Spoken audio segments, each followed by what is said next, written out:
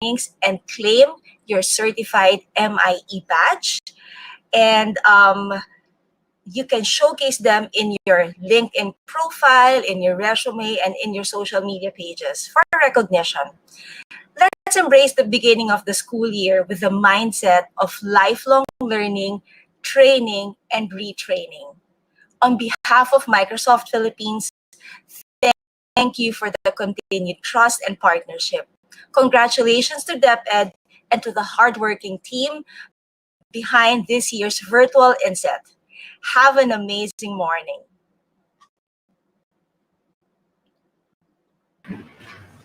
Thank you very much, Ms. Clarissa of Microsoft Philippines.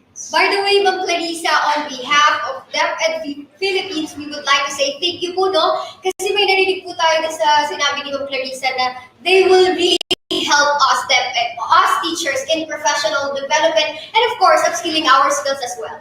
Yes, napakahalaga yan, hindi lang sa mga students natin, but also upskilling the skills of our dear teachers, di ba? So, Ma'am Marianne, before we proceed, let's just have a short recap on the things that we previously discussed in our Day 1 and Day 2 virtual Inset. Let's also give them an idea of the things they will learn from our very competent speakers today in our Day 3 of the Vincent 2.0.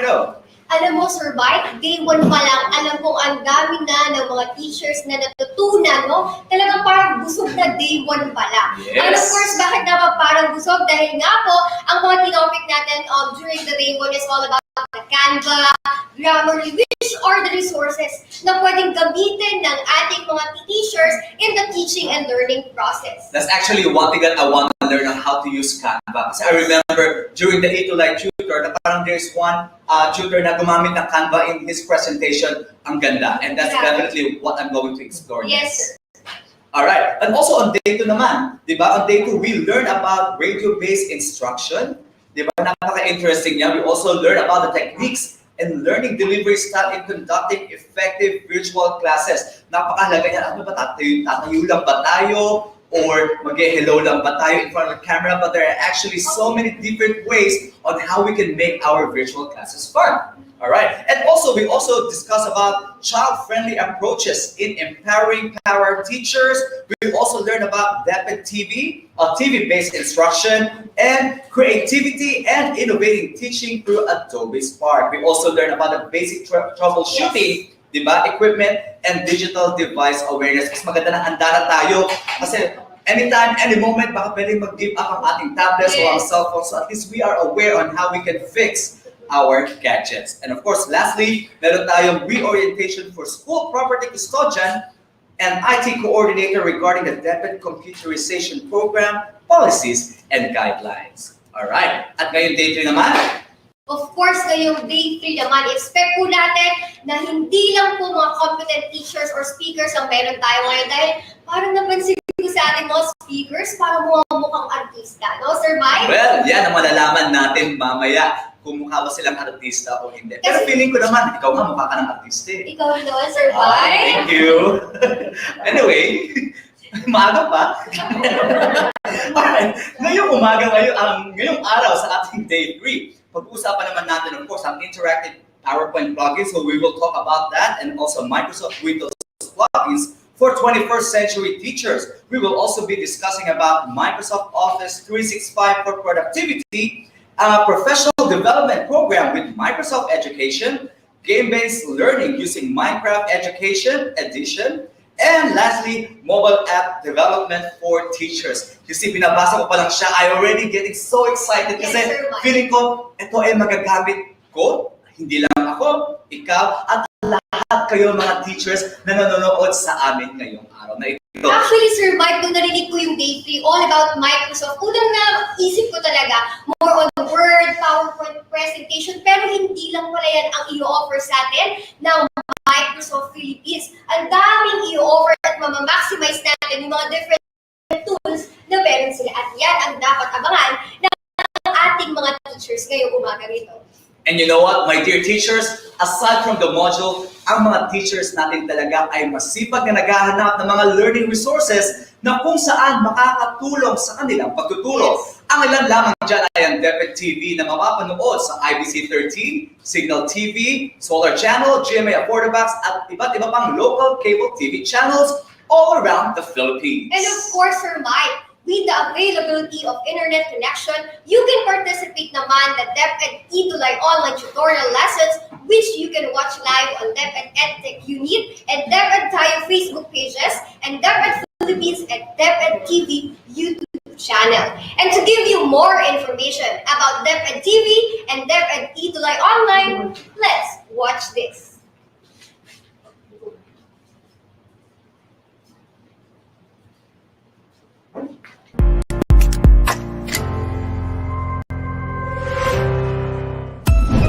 Maraming paraan para matuto sa kabila ng maraming pagbabago. Oops! Oo! Kami nga! Ang inyong mga teachers sa telebisyon, mas madalas nyo nang mapanonood at makakasama. Mas mahabang oras at maraming araw. Lunes hanggang Sabado mula alas 7 ng umaga hanggang alas 7 ng gabi. Dahil sa DepEd TV, magagawa nating ipagpatuloy ang pag-aaral kahit wala tayo sa loob ng paaralan. Manood lang sa inyong telebisyon o buksan ang inyong mga laptops, tablet o cellphone para mapanood ang mga video lessons na nagmula sa most essential learning competencies na ginagamit rin sa lahat ng paaralan sa buong bansa. Tumutok sa ating mga lesson mula kinder, elementary, junior high school, senior high school at ALS na naka-video episodes na. Lipat na sa IBC 13, GMA Affordabox Channel 7 at Solar Learning Channel. Kung hindi makahabol sa live broadcast, aba naman!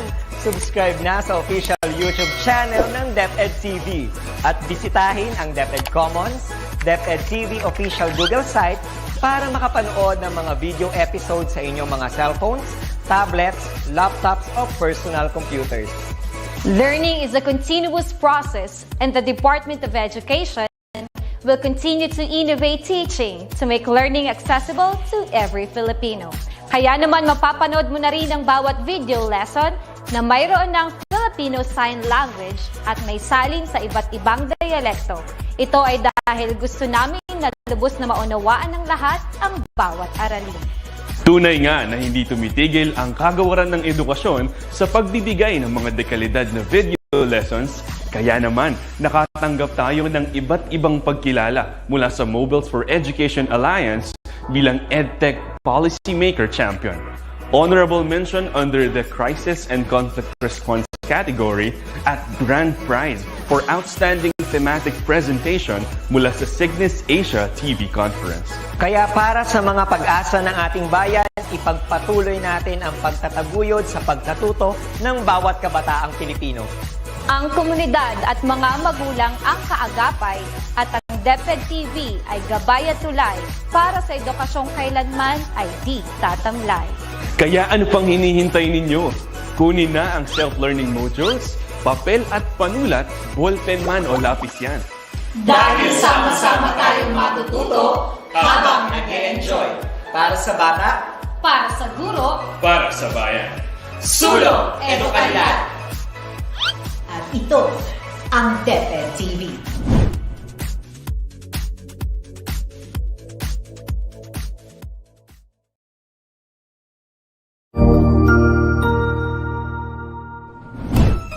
Isang masayang pagbati na may ngiti sa aking mga labi. Naghahanap ba kayo ng makakatuwang sa pagre-review ng inyong anak?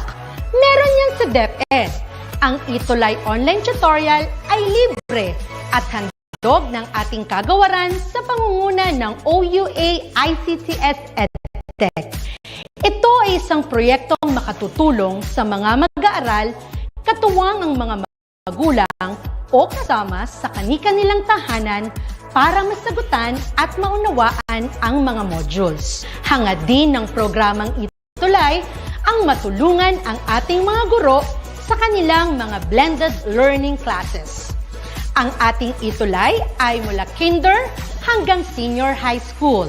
Bukod sa academics, meron din tayong mga special programs gaya ng All is Wellness, Reading and Math Remediation, Storytelling, Mommy Tech Talks, Classes sa Gramatika, Speech Class, Financial Literacy, at marami pang iba. Pinalawig din ng Itulay ang ating Alive program para sa mga mag-aaral mula grade 1 hanggang grade 3. Gayun din ay mayroon tayong ALS program at SPED tutorials na makasisigurong makakamit ng lahat ang inclusive education. May SPED hotline na rin para sa inyong mga katanungan patungkol sa special education. Kaya, subaybayan mula Lunes hanggang Biyernes, mula 9:00 ng umaga hanggang 7:00 ng gabi ang ating Itulay.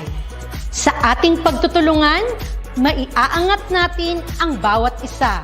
Ating itutulay ang pagkatuto upang di mapigil ang pag-aaral ng kabataang Pilipino. Itulay natin ito, Sulong Edukalidad.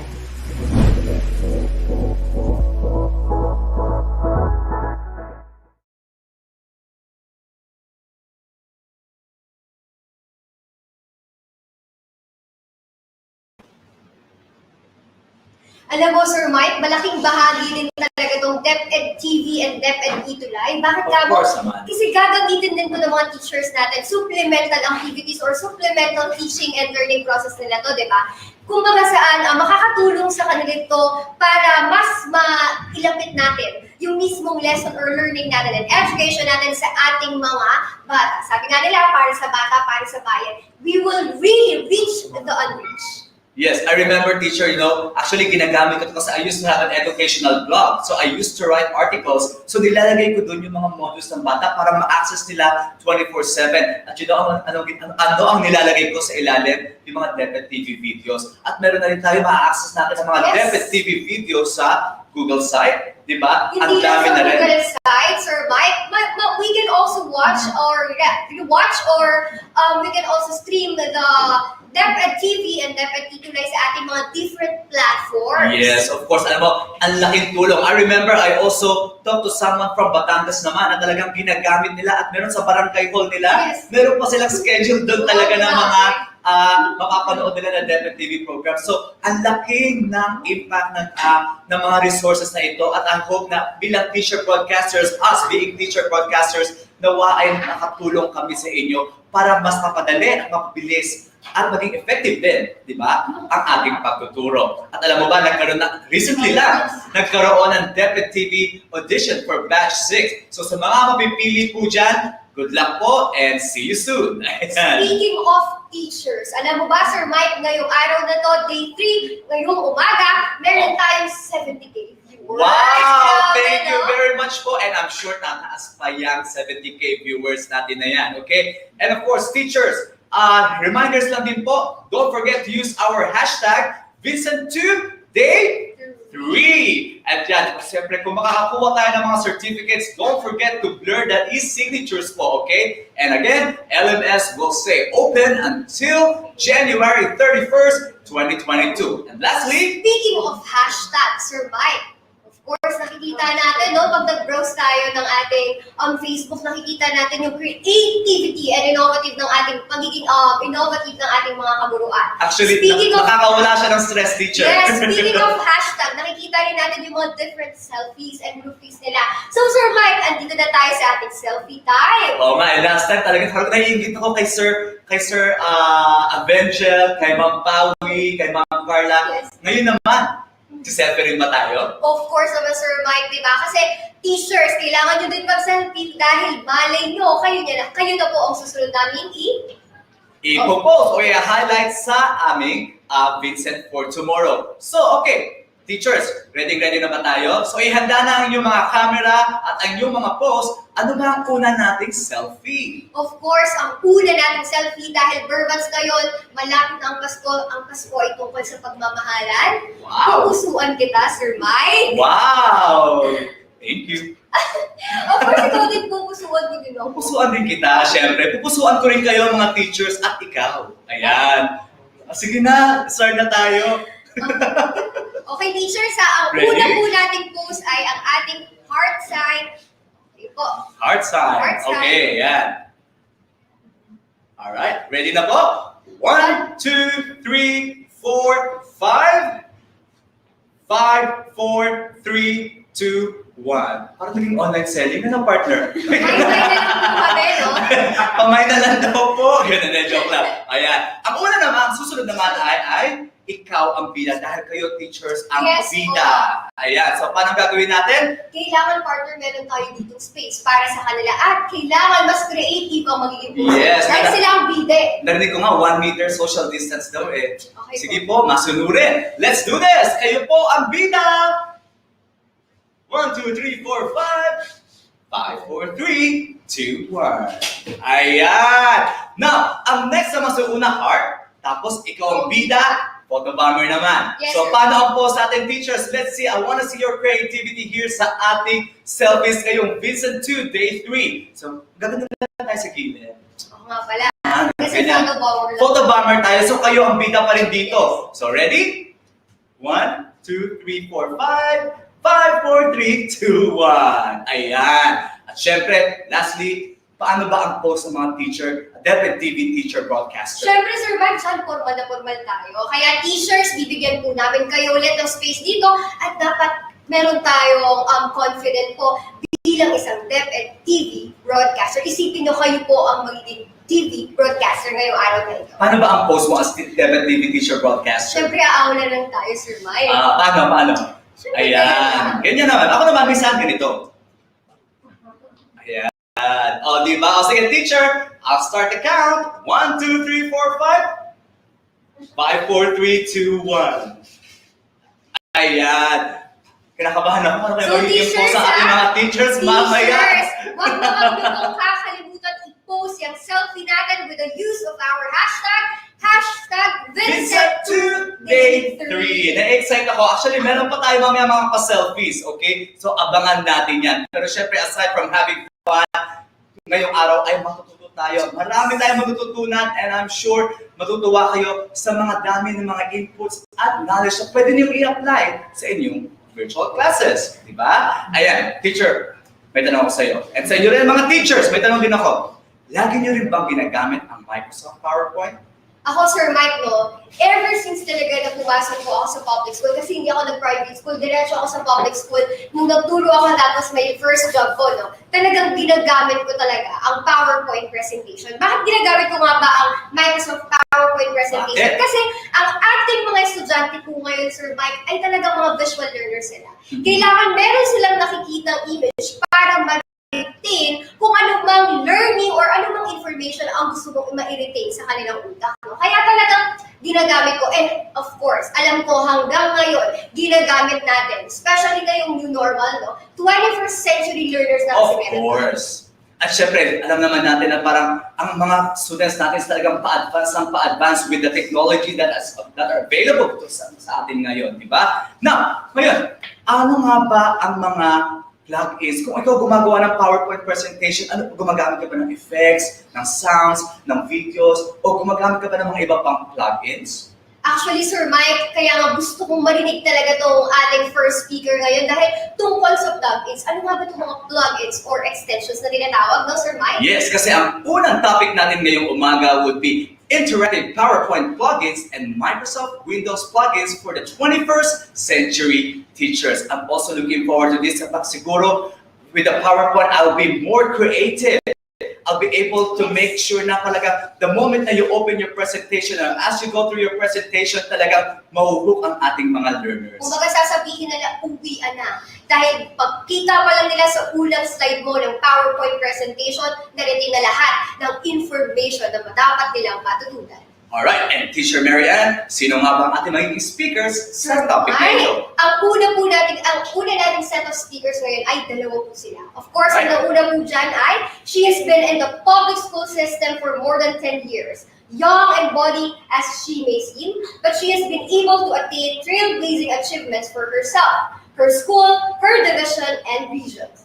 She was awarded as Division Outstanding Teacher for 2 consecutive years Congratulations po. and a finalist of Outstanding Secondary Teacher in Region 3. Grabe ang Galing, first ha? speaker natin. Ano pa nga siya, Sir Mike? And with regards to her educational qualifications, she graduated the course Bachelor of Science in Information Technology at Pampanga Agricultural College. She gained her MA in Educational Major in Educational Management at Pampanga State Agricultural University back in 2016. She also graduated Doctor of Education, major in Educational Management at Don Honorio Ventura State University in 2020.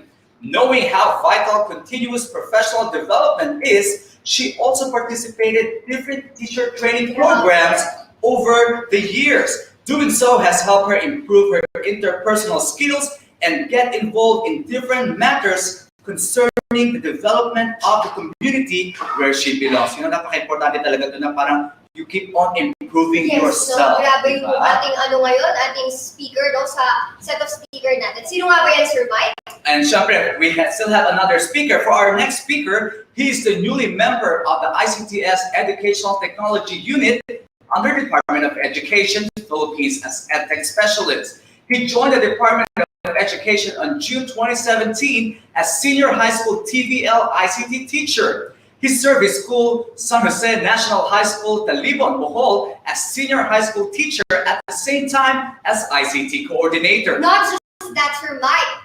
He has been an instructor and a teacher trainer at the Bohol Island State University, where he teaches BS Computer Science and Computer in Education.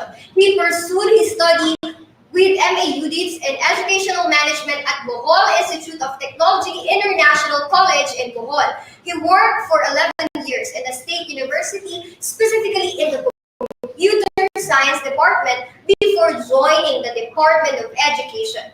He has been a resource person or speaker related to computer and information technology, and he is an active Philippine Navy reservist and the Armed Forces of the Philippines. During his time in DepEd, he is very productive in his journey. In 2017, he graduated for Microsoft Education Ambassador Program and awarded as Above and Beyond Award by Microsoft Philippines as Above and Beyond Duties as Microsoft Education Ambassador. In 2018, he is awarded in the division Pasitumo Praise as Top Performing Program Implementer in ICT. In 2019, invited by the EduTech Philippines to speak about VR in SMX Convention Center, and the following year invited again by the EduTech Asia to speak over thousands of educators around the world. It is to be held in Singapore, but sad to say that it was postponed due to COVID-19. Hindi naman obvious na napaka-busy ni Sir. Grabe, no?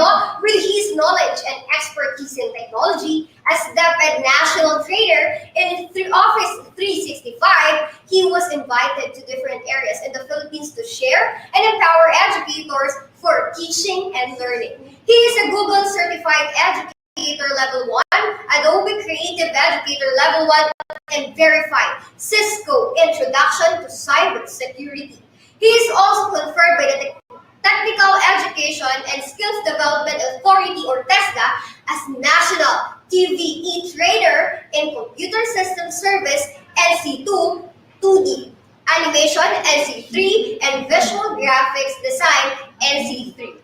Grabe ang ating mga speakers ngayong araw na ito, Sir Mike. So without further ado, let us all welcome Ms. Remelyn Cruz and Mr. Glenn Perano.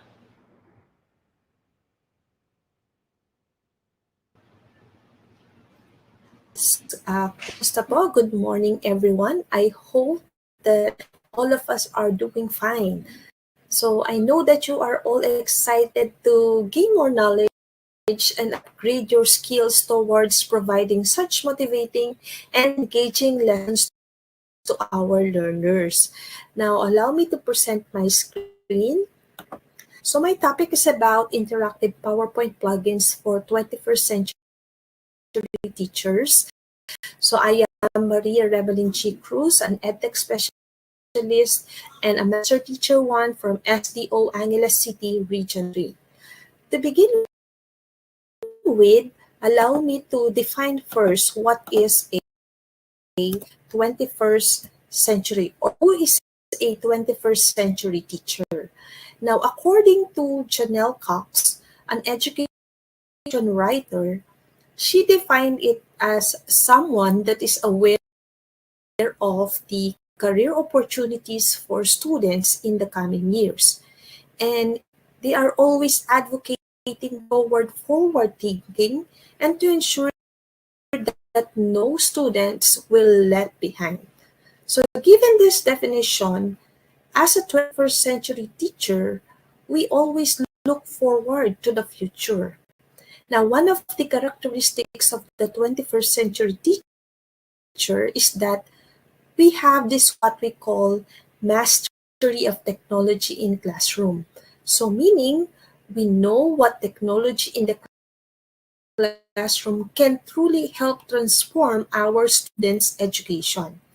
We also know the best tools and how and when we can use them. And as a teacher, we must be adaptable on the needs of our learners. We must be able to adapt to the curriculum and the requirements and be able to use our imagination to teach in creative ways. Now, there are different edtech tools that we can use to make our delivery of lessons more engaging and motivating. And one of the most useful productivity tools used by teachers is what we call a PowerPoint presentation. So, sino nga po ba ang hindi gumagamit ng PowerPoint presentation? Di ba?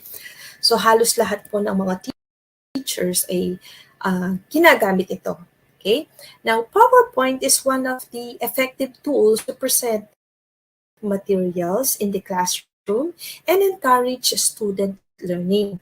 But since we want to make our lesson more engaging and interactive, I will present some of the plugins that we can use as teacher to make this visible and available for our learners.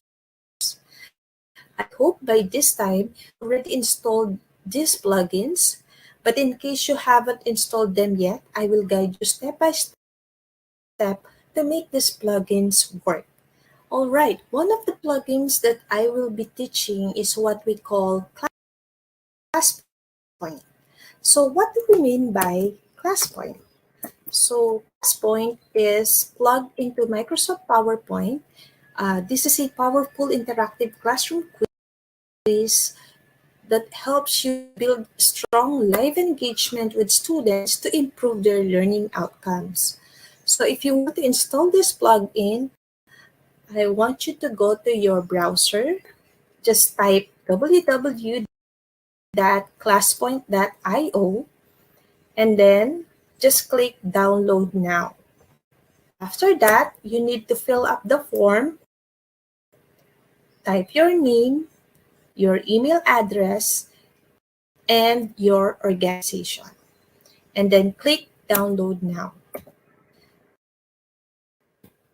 All right. So I guess nakakasunod po, no?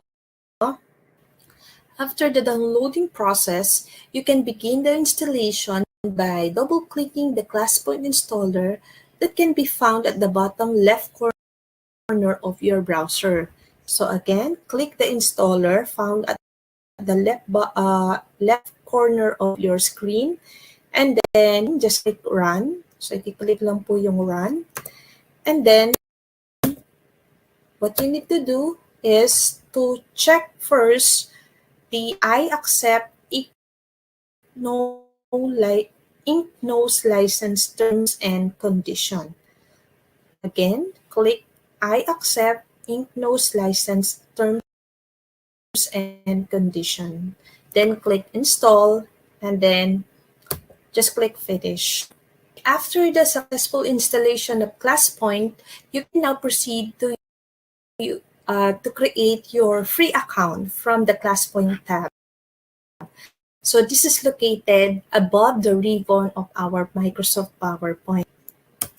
Now, reminder po para sa ating mga participants, once na hindi po natin nakikita yung ating InkNote ClassPoint sa ating ribbon, okay, you can download, okay? Download po natin yung net framework runtime, and then try to install the class point again. Kapag na-install po natin yung .NET framework runtime, okay, at naging okay na po sa system, install ulit po natin yung tinatawag nating class point. And what we can see now is the screen for the InkNo class point. So before presenting all the tools, you need to click sign up, okay, para magkaroon po tayo ng account sa ating class point. You need to click sign up, found at the bottom button of sign in, and then you need to fill up the form such as your full name, your organization or department, the sector like K to 12, and of course yung country natin. Then don't forget to click next. And you have to put your email address again and your password. Now, to start the demonstration process, let us open our Microsoft PowerPoint. So, open po natin yung Microsoft PowerPoint presentation po natin. And then we will start the demonstration on how we can apply those different tools in our teaching and learning process. All right. So, yes, I hope nakikita na yung aking screen. So, this is a blank PowerPoint presentation. Now, as you can see, once you installed the class point correctly, so magkakaroon ka ng class point or InkNo class point tab dito sa ating ribbon. Ayan, makikita po yan sa taas. After po ng help. Now, so since meron na akong account, I need to sign in. Okay. So, isa-sign in ko na po ang ating account.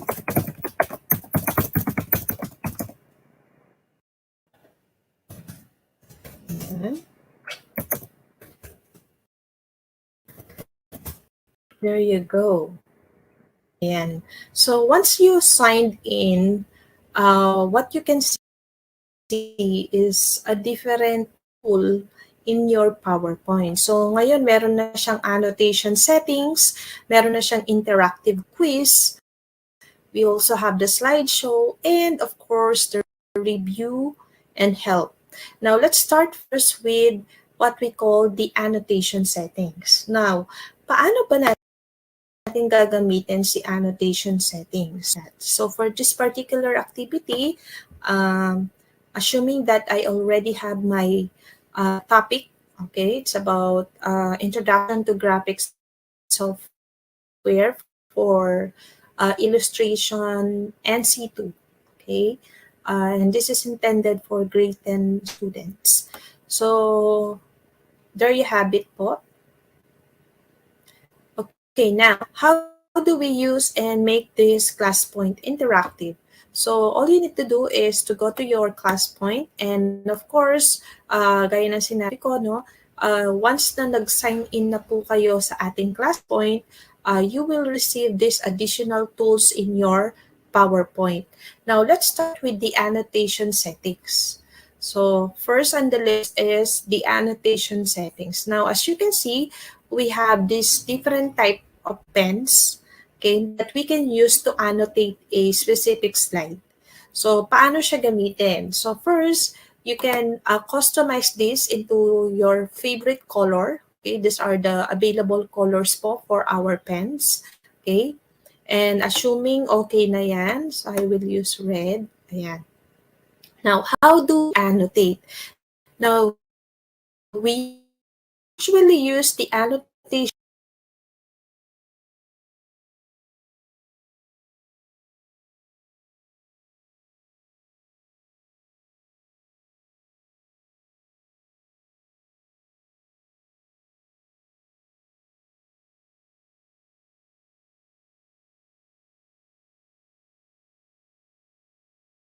part and the whiteboard background kapag naka-slideshow na po siya.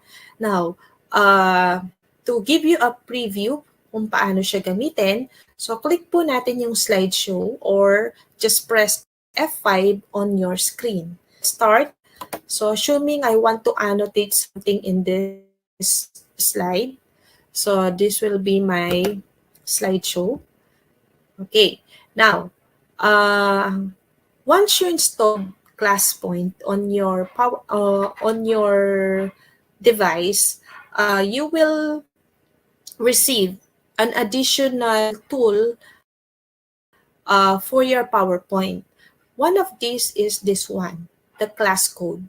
So as you can see, sa regular PowerPoint po, hindi natin nakikita yan. Okay?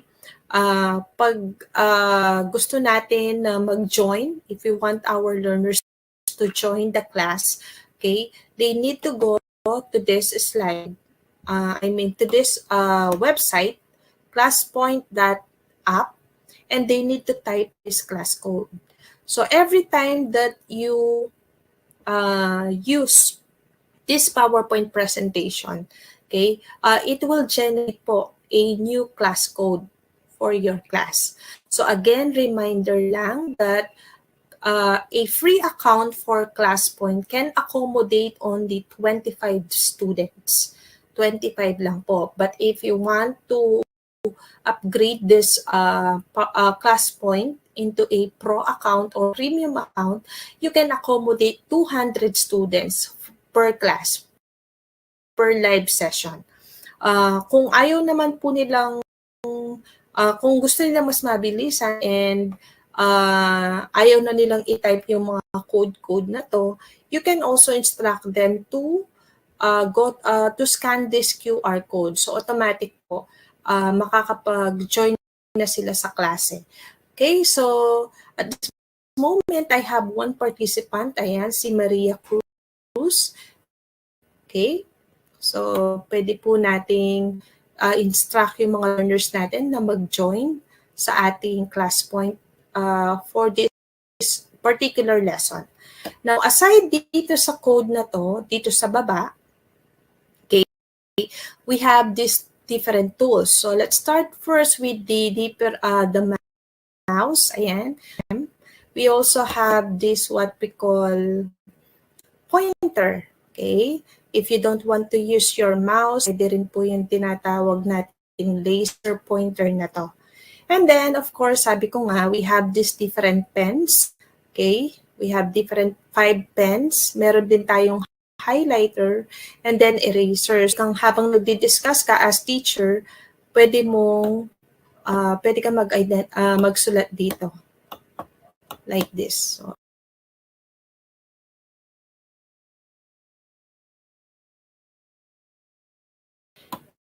and if you want to erase something, pwede naman po.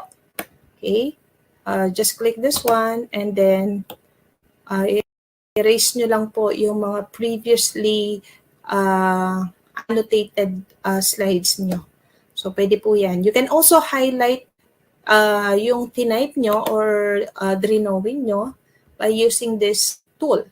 So, eyedropper, highlighter, and then this one. So, para mas makita ni student kung ano yung dinidiscuss mo for this specific topic. So, ayan. You can use a highlighter, you can use different pen, and then you can also erase them kung ayaw nyo yung annotated part na yun. And then, what's good about this is that kapag nag-exit po kayo, okay, let's try to exit. Okay, assuming mag-exit na tayo. Okay, so lilitaw po yung tinatawag nating dialog box na to wherein you have this option. You can keep it or discard. Pag sinabing keep, ibig sabihin kahit ang ibig sabihin po nun, pwede natin, yung mga inannotate natin, yung mga sinulat natin dun habang slideshow siya, ay malalagay din dun sa slide. But if you want to discard, ayaw mo namang ilagay automatic dun sa slides mo, pwede naman, just click discard. But in this case, tingnan natin kung ano po yung itsura ng ating slides once we click the keep button. So click keep. So there you have it. As you can see, this is the annotated part. Ayan. You can delete this if you want. Ayan, pwede naman po. Okay? So that is what we call the annotation, or yung pag-annotate ng slides while in the slideshow mode. Okay? So after po ng annotation, we have this what we call whiteboard background. So under the whiteboard background, if we want to customize this, okay, by default, we have three whiteboard background, okay? So first the whiteboard, and then we also have the blackboard and the ruled paper. But just in case ayaw nyo po yung mga default na to, you can also customize your own background, whiteboard background. So what are the different tools mode of background that we can use? So yung una is yung tinatawag na use an image. For example, I am a math teacher, and gusto ko ang pinaka habang nag-annotate ako, ang pinaka background na gagamitin is yung Cartesian. Okay, so example po, ayan, kunwari nag-save ako ng isang Cartesian plane sa aking desktop. So I need to browse that. Click Cartesian and then open. Okay, so this will be my whiteboard background. Okay, you can also use this is what we call current slide. So assuming this is the selected slide and I want this as the background of my digital board, so you can click this one, use current slide. So current, there you have it. So once done, once you customize or edit the settings of your whiteboard, paano siya gamitin? So again, you need to go to your slideshow. Okay. Now, those tools, after po nung eraser, ayan, we're done with the different pen tools, highlighter, and then eraser. Now, let's proceed to the whiteboard. So, as you can see, after po ng eraser, meron kang parang maliit na icon na whiteboard dito. So, just click that one, and then it will ask you what type of board are you going to insert or are you going to use. So let me first use this Cartesian. There you have it. Now, kung mapapansin niyo po, nag-insert ng digital board, and now you can discuss using this background. So, ganun po siya. Okay? Then, this one. So, sample lang naman po ito. And then, similar po dun sa pag-annotate, once na nag-exit ka, okay, the class point will prompt you if you want to save this or if you want to discard this. So, ang lilitaw is a dialog box. Tatanungin ka niya if you want to keep your ink annotation or not. So, I want to keep it, so just click keep. So, additional slide will be inserted po dun sa original PowerPoint presentation ninyo. So, that is the power of whiteboard background. All right. Now, let's proceed to the interactive quiz. Now, sa free account, you can use these 5 types of tests. Okay. So, meron tayong multiple choice. You can also use this later as a multiple response. Pag multiple choice, your option is the students can only choose one correct answer. But if there's an option that if you want to use a multiple response, so later po ipapakita ko kung paano siya gamitin. We also have word cloud. So under the word cloud, para siyang Mentimeter, okay, this is very useful when you want to check the prior understanding of your learners. Ayan. O kaya pag nagpa-brainstorming, we can use this type of test. And then we also have the short answer. This is also used for parang fill in the blanks o kaya identification. So, maganda rin po siyang type of test. And then this one is a slide drawing. Sa slide drawing naman, the students can draw depending on your instruction. So, meron silang option that they can draw and then it will be sent on your screen later. And then, aside from that, meron tayong tinatawag na image upload na kung saan yung ating mga students can upload a specific image from their phone o kaya from Google. Ayan, pwede silang kumuha and then upload nila sa inyong ClassPoint class. So, para po makapag-create ng interactive quiz, so what we need to do is we have to create a new slide. Ayan. So, let's create a new slide. And then, kailangan po natin i-type muna yung quizzes natin, yung mga tanong sa ating slide. So, to do that, okay, so let me use this layout. Ayan. So, for example, who is our national hero? Ayan. Assuming this is the question. And then, let's type the options. A, Andres Bonifacio. B, we have Jose Rizal. C, Apolinario Nabini. Or D, Melchora Aquino. Ayan.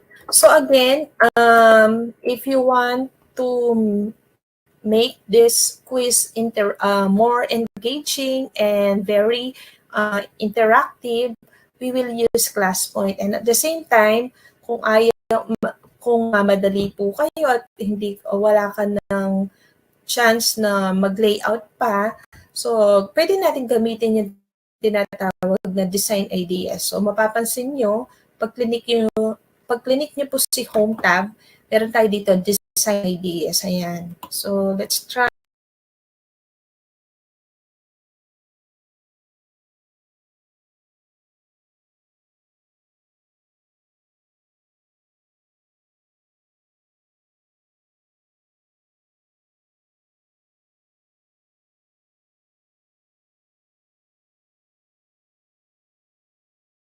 Okay, now how do we make this slide an interactive quiz? Paano siya magiging interactive?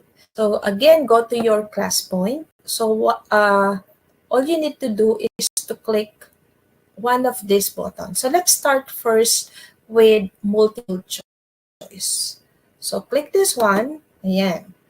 Now, once you click this multiple choice icon, we have this what we call settings. Okay, the settings for our interactive quiz. Let's start with the multiple choice. Now, the first one is the number of choices. Now, by default, ayan, nadidetermine na niya. Okay, by default, apat yung kanya nadidetermine na number of choices. But in case that meron ka lang 2 choices, 6 choices, 3 choices, or 5 choices, then you have to click that one. So, halimbawa, in this case, hindi ko na po siya papalitan kasi we have 4 options. Ayan. Now, allow selecting multiple choices. Ito yung sinasabi ko po kanina that the students can determine or make responses multiple, okay, or more than one question, more than one answer. But in this case, since isa lang naman po yung correct answer, so i-let ko na lang na naka-uncheck siya.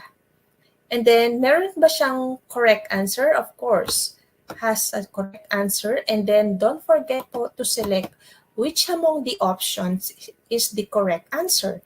So, letter B. Ayan.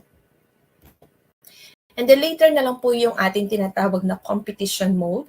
Okay, that will be the last part po.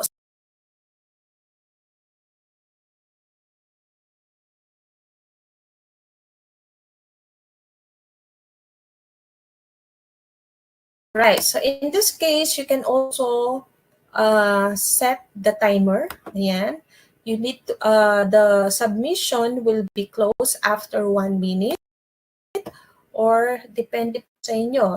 You can use 15 seconds, 30 seconds, depending on the type of test. Kung masyadong mahirap, kung masyadong madali, so nasa inyo po yan. So let's try 30 seconds. There you go.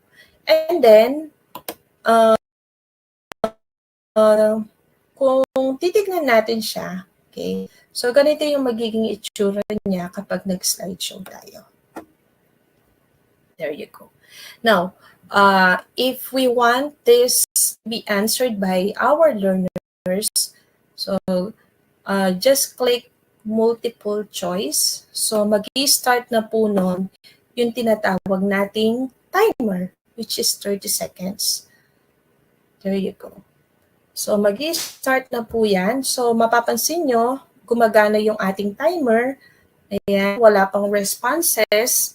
And then kung sasagot si student, ayan, let's try. Okay, letter B. So lilitaw din yung sagot ng ating mga students. Ayan, since lang naman yung ating participant, ayan, so 100% yung kanyang participation. Now, you can click show correct answer. Ayan, kung among the options, ano ba yung correct answer? Or if you click this graph, makikita mo dito kung sino yung sumagot among the participants, among your students, kung sino yung sumagot sa letter na to. So in this case, ang sumagot ay si Maria Cruz. Okay? Okay, pwede mo siyang save for review. Okay?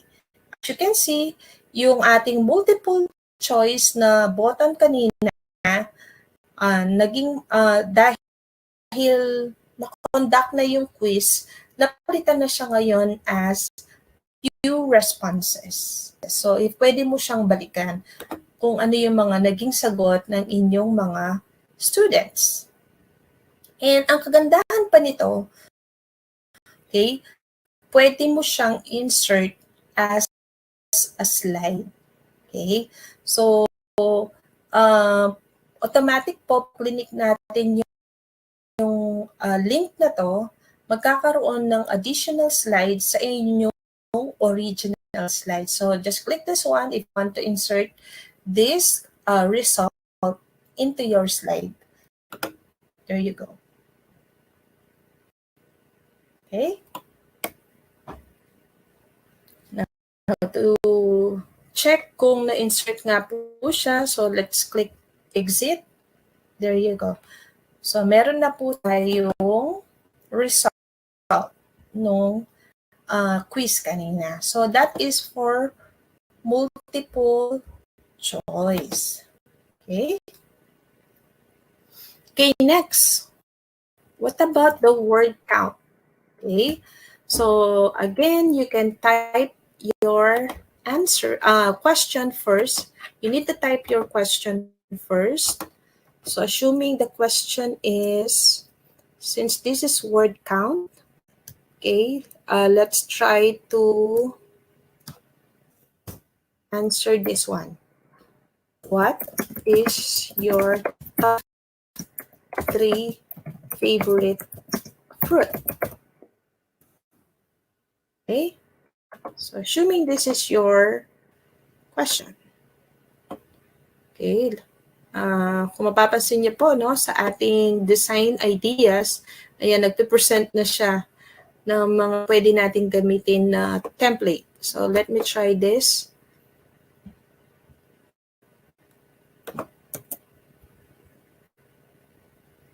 Okay. There you go. So, once na na-type na po natin yung ating question, now let's proceed again to class point and then click word count. So, kung mapapansin niyo po, sa class point, we have to type first the question before clicking the icon to make this interact. So, just click word cloud.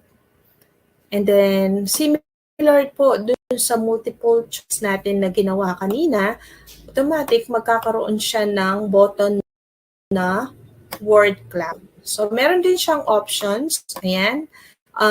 Limit number of submissions. Since I am asking 3 favorite fruits, okay, so ang ilalagay ko dito is 3. Okay? Ibig sabihin, sa device po ng student natin, they can type their answers individually ng 3 beses. Okay? And then, I can close the submission after 1 minute. Pwede po yan. So, depende. Again, depende lagi yan sa kung gaano po bigat or kadali yung mga tanong natin. So, in this case, let me choose 1 minute. Okay? And then, you can now proceed to slideshow presentation. So, just click F5. Okay. Now, if you want to start this quiz interactively, just make sure that your students are already logged in po dito sa ating class code. Ayan, 59779. And then you can click word cloud. Okay, so this is the teacher's view. And then the students now can type their answers. So for example, apple, and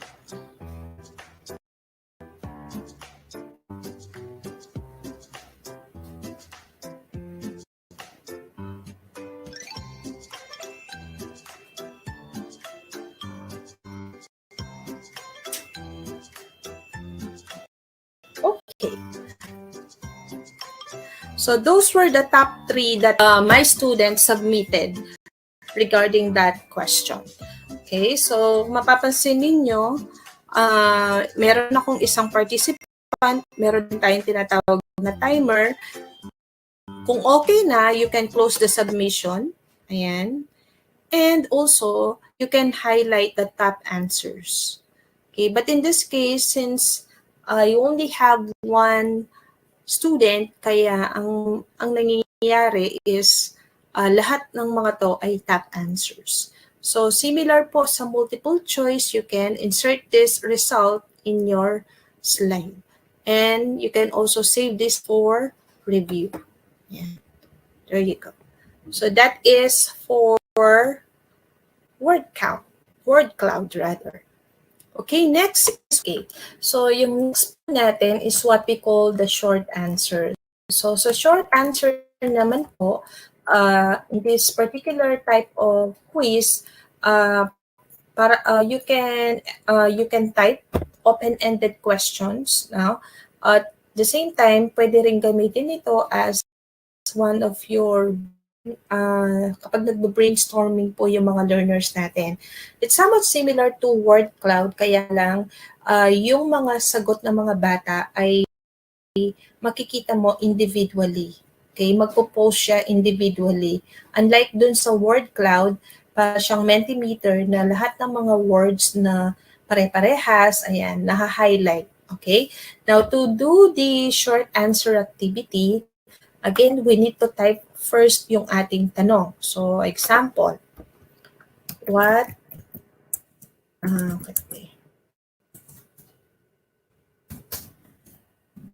are the devices that can manipulate data?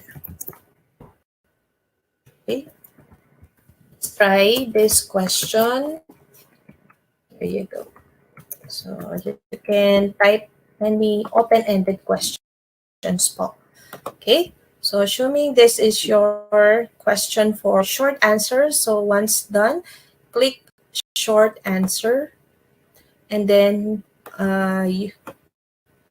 this button will be included automatically on your slide. So, meron din siyang option dito. Okay. You can hide the participant's name. Kung gusto mong ang lilitaw lang ay yung kanilang sagot, okay, pwede mong i-hide yung kanilang mga pangalan. Okay, let's try kung paano lilitaw kapag naka-hide. And then I will just give them 30 seconds. Okay? All right. So once done, you can proceed again to your slideshow. So click lang po natin yung slideshow or just press F5. Now, if you want your students to answer this particular question, you can click short answer. So dun sa screen po ng ating mga learners, okay, ganito yung lilitaw.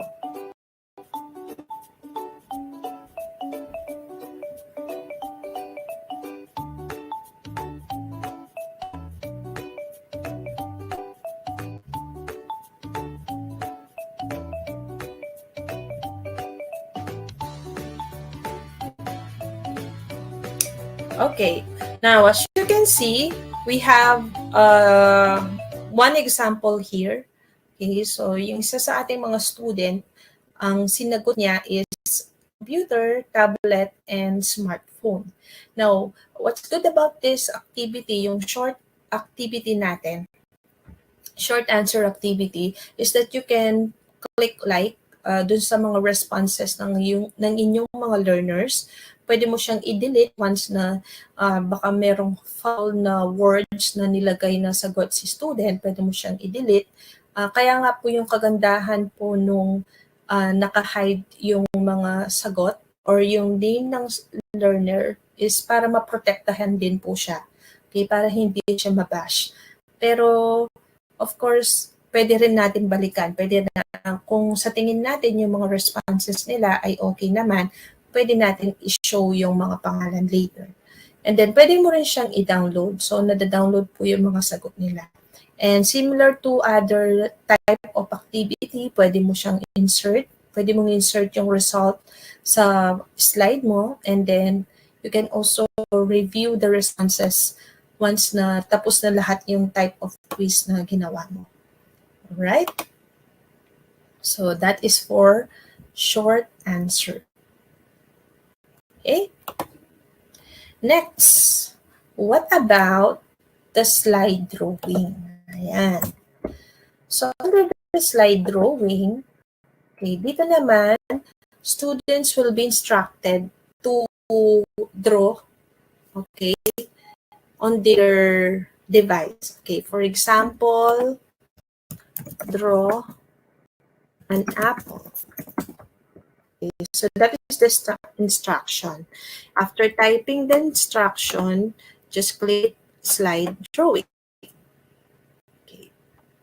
So, kung mapapansin ninyo, pare-parehas lang naman po halos yung kanilang options. Okay, again, similar to short answer, pwede nyo i-hide yung kanilang pangalan once na nag-respond na sila. Or you can also put timer. So, ang instruction is to draw. Okay, so bigyan natin sila ng 2 minutes. So, depende po sa inyo. But in this case, for this particular activity, let's try to use 30 seconds na lang. Okay, let's try to click slideshow. Ayan. And then, automatic po,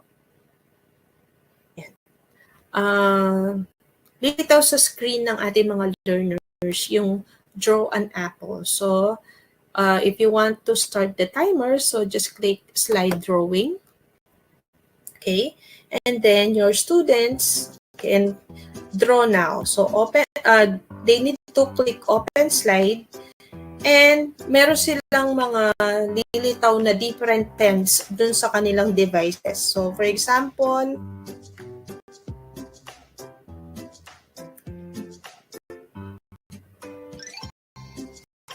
submit.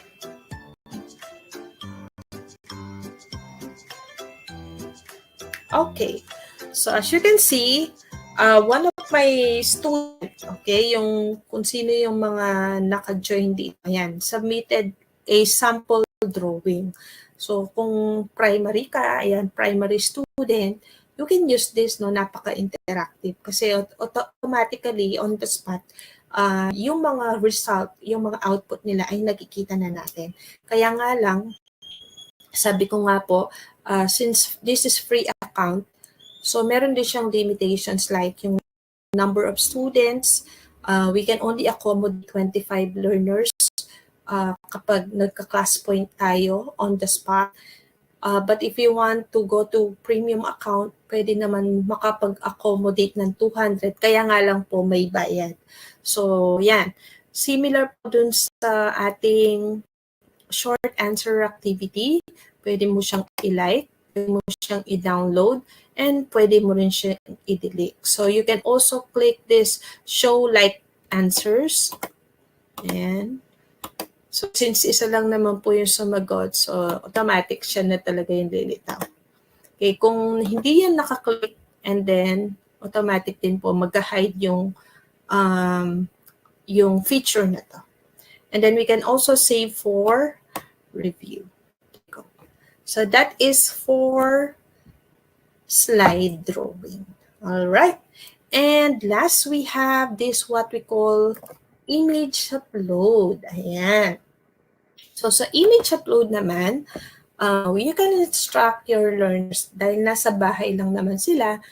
Pwede naman po natin silang instruct na halimbawa if ang topic niya is about family, you can instruct them to upload their family picture. O kaya, kung ang topic niya naman po is different ingredients or ingredients of adobo, ayan, pwede naman pong mag-picture sila. Ayan, titignan nila sa bahay nila kung ano yung mga pwedeng ingredients ng adobo. And then, they will upload that picture using their smartphone or any device ginagamit nila. Right. So assuming our instruction is that we will instruct them to upload a picture of their favorite fruit. That is your instruction. Now, after typing the instruction or the question, you can click the image upload. Ayan. Then, as you can see, we have this button. All right. Now you can you also have similar options similar to short answer and slide drawing where you can hide the participants and also you can set the timer. So since mag-picture po sila and then mag-upload, syempre depende yan sa speed ng connection nila. Okay, or baka maghahanap pa sila ng kanilang favorite fruit. So you can give them ample time. So pwedeng 2 minutes, 3 minutes. Okay, but in this particular activity po, I will use 1 minute. Okay, and then to make this quiz interactive, of course, kailangan naka-slideshow po tayo. So again, you can press F5 or just click this icon. Ayan. So to start this activity, you can click image upload. Again, kapag kiniklik po natin yung mga buttons na to, so doon na rin nag-start yung timer natin. So just click image upload. There you go. And then let's try this in the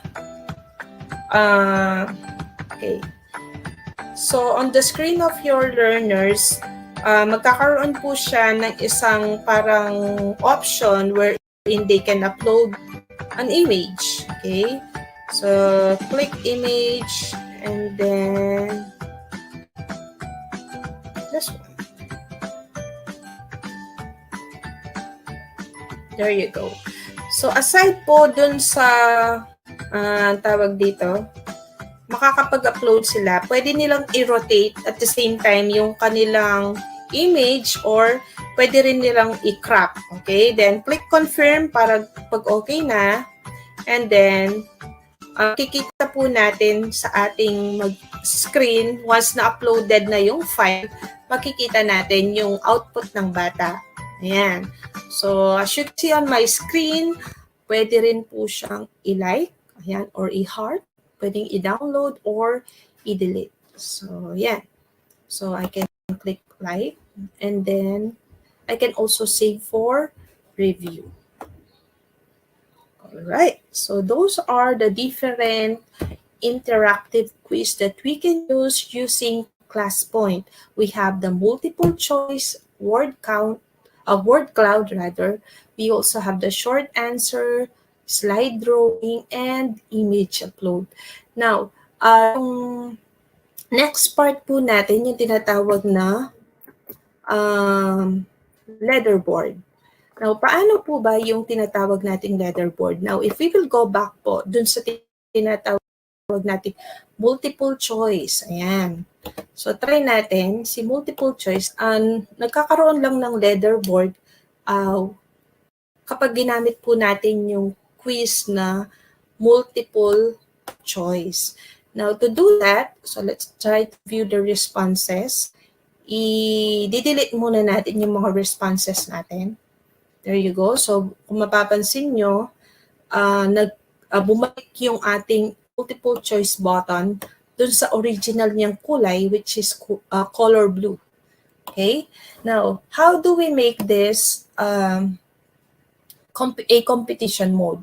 So, ang gagawin nyo lang is to click the multiple choice and then we have this option, competition mode. Okay? I-click lang po na yan. Kapag click nyo po siya, ang mangyayari, magkakaroon siya ng additional icon dito na kulay yellow. That means, naka-competition mode po siya. Ibig sabihin, makikita nyo at the end of the quiz, no, meron kang lilitaw na leaderboard na kung saan makikita mo yung kung sino yung nasa top 1, top 2, top 3, and so on and so forth. So, let's try po. So, again, go back to the slide. Ayan. Okay. So, once you click the multiple choice button, so automatic, you need to answer this question. Okay? So, letter B, then click submit. Alright. So, once natapos na po yung submission, assuming tapos siya. Okay. We have this what we call leaderboard. So, pag-click nyo po yan, ayan, makikita nyo kung sino yung nasa rank 1, nasa rank 2, rank 3, rank 4, and so on and so forth. You can also show table, okay? Kung sa tingin mo, this is more detailed po compared to leaderboard. Ayan. You can show them as in a form of table. Ayan. So, si Maria Cruz ay naging rank 1. Okay? Dito sa particular na quiz na to. Kung mapapansin nyo, naka-unhide po yung tinatawag nating export as CSV. We cannot use this feature kasi dahil free account lang po yung ating ginagamit. Pero kung naka-pro account po tayo, yan, and yung custom na dedicated for schools, you can export this details, this report, into a CSV file. Okay? So, just click those. Ayan.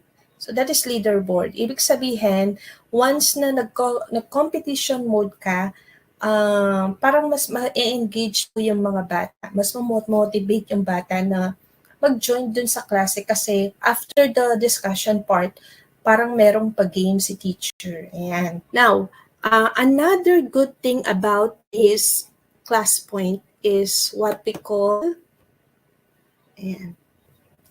Let's try. Okay, this one. Wait. All right. We have this, after whiteboard po, meron tayong tinatawag na quick poll. So, if you will click quick poll, ayan, you have these 3 options. You can ask your questions on the spot, but you don't have to type the question on your slide. So, kailangan sabihin mo orally yung inyong tanong, and then, if yung tanong is true or false, then click this one. Ayan. So, si student yan, magkakaroon ng additional na option dun sa kanilang device. Okay? So, kailangan nilang sagutin. So, assuming my answer is true, then click submit. Ayan. So, kung mapapansin ninyo, on the spot, meron ng poll, meron na rin tayong mga sagot. Okay, makikita na natin kung yung mga responses ng ating mga learners. So, that is what we call quick poll. Aside po dun sa tinatawag natin true or false, pwede rin naman ang tanong is nangangailangan ng sagot ng yes, no, unsure. So, depende po yan sa tanong natin. Meron tayong feedback levels. Ayan kung strongly agree na naintindihan nila yung topic or baka naman hindi naintindihan. So, it's up to you kung paano po natin gagamitin yung quick poll na to, but make sure that the question is appropriate if or false siya, yes, no, unsure siya, or kailangan ng feedback from them. We also have this what we call pick a name. So it's like wheel of name. Ayan. Kung saan, di ba po, parang meron tayong roleta na during recitation, ginagamit natin yon para lahat makapag-participate. So sa class point, meron din siyang tinatawag na pick a name. So if you will click this one, after po ng quick poll, yung tao na icon na nakataas ang kamay, lilitaw yung option na to. This one. So if you have different participants po, then kung 25 yan, there will be 25 boxes. Now, if you click that button, this box, lilitaw kung sino yung magpa-participate. So, depende sa tanong nyo po. So, kung gusto mong sumagot si Maria Cruz, pwede. And then, you can also reset them. Okay? Ayan.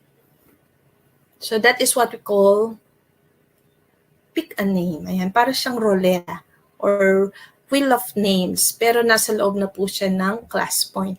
But again, sabi ko nga po, reminder lang po na 25 lang po yung capacity niya per presentation. Okay?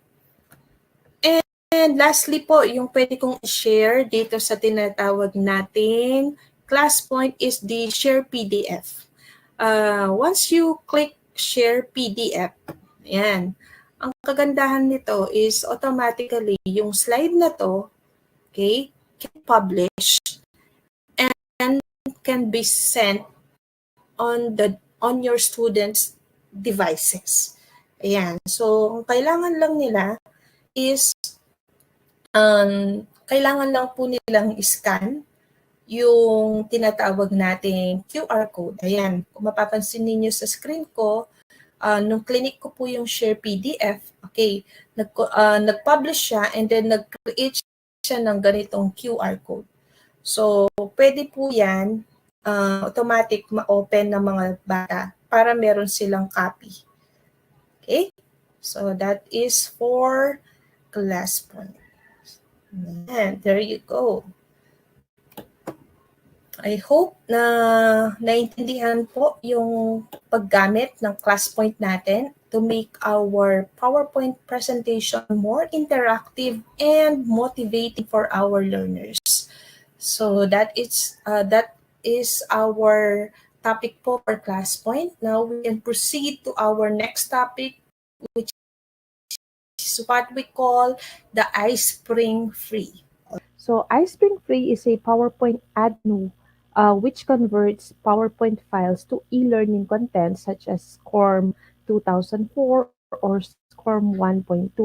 And you can upload the PowerPoint to Learning Management System for easy sharing and tracking. So, of course, similar to ClassPoint, we need to install this application first, and then we will try to explore the things that we can do using iSpring Free. Okay, so to do that, you need to go to your browser. So, pupunta muna po tayo sa browser natin, and we can type this URL address. So, punta po tayo www.iSpringSolutions.com/iSpring-free. Again, punta po tayo ng iSpringSolutions.com/iSpring-free. So, ayan po. So, just like what you can see on my screen, so ito-type lang po natin yung ating sa URL address, yung link na to. And then, after that, meron po kayong makikitang download for free. After clicking download for free button, you can now proceed typing your email address and then click free download. Now, after downloading the file, so we will now install iSpring Free. So, to do that, kailangan po i-click muna yung application natin that you can found at the bottom left corner of your browser. So, ayan po. And then, once click natin yan, lilitaw po yung dialog box na to. Okay, you need to just click run. Okay, para makapag-proceed po tayo sa next step. And then, of course, you cannot proceed without checking the license agreement. So you need to check that one. And then click install, then next.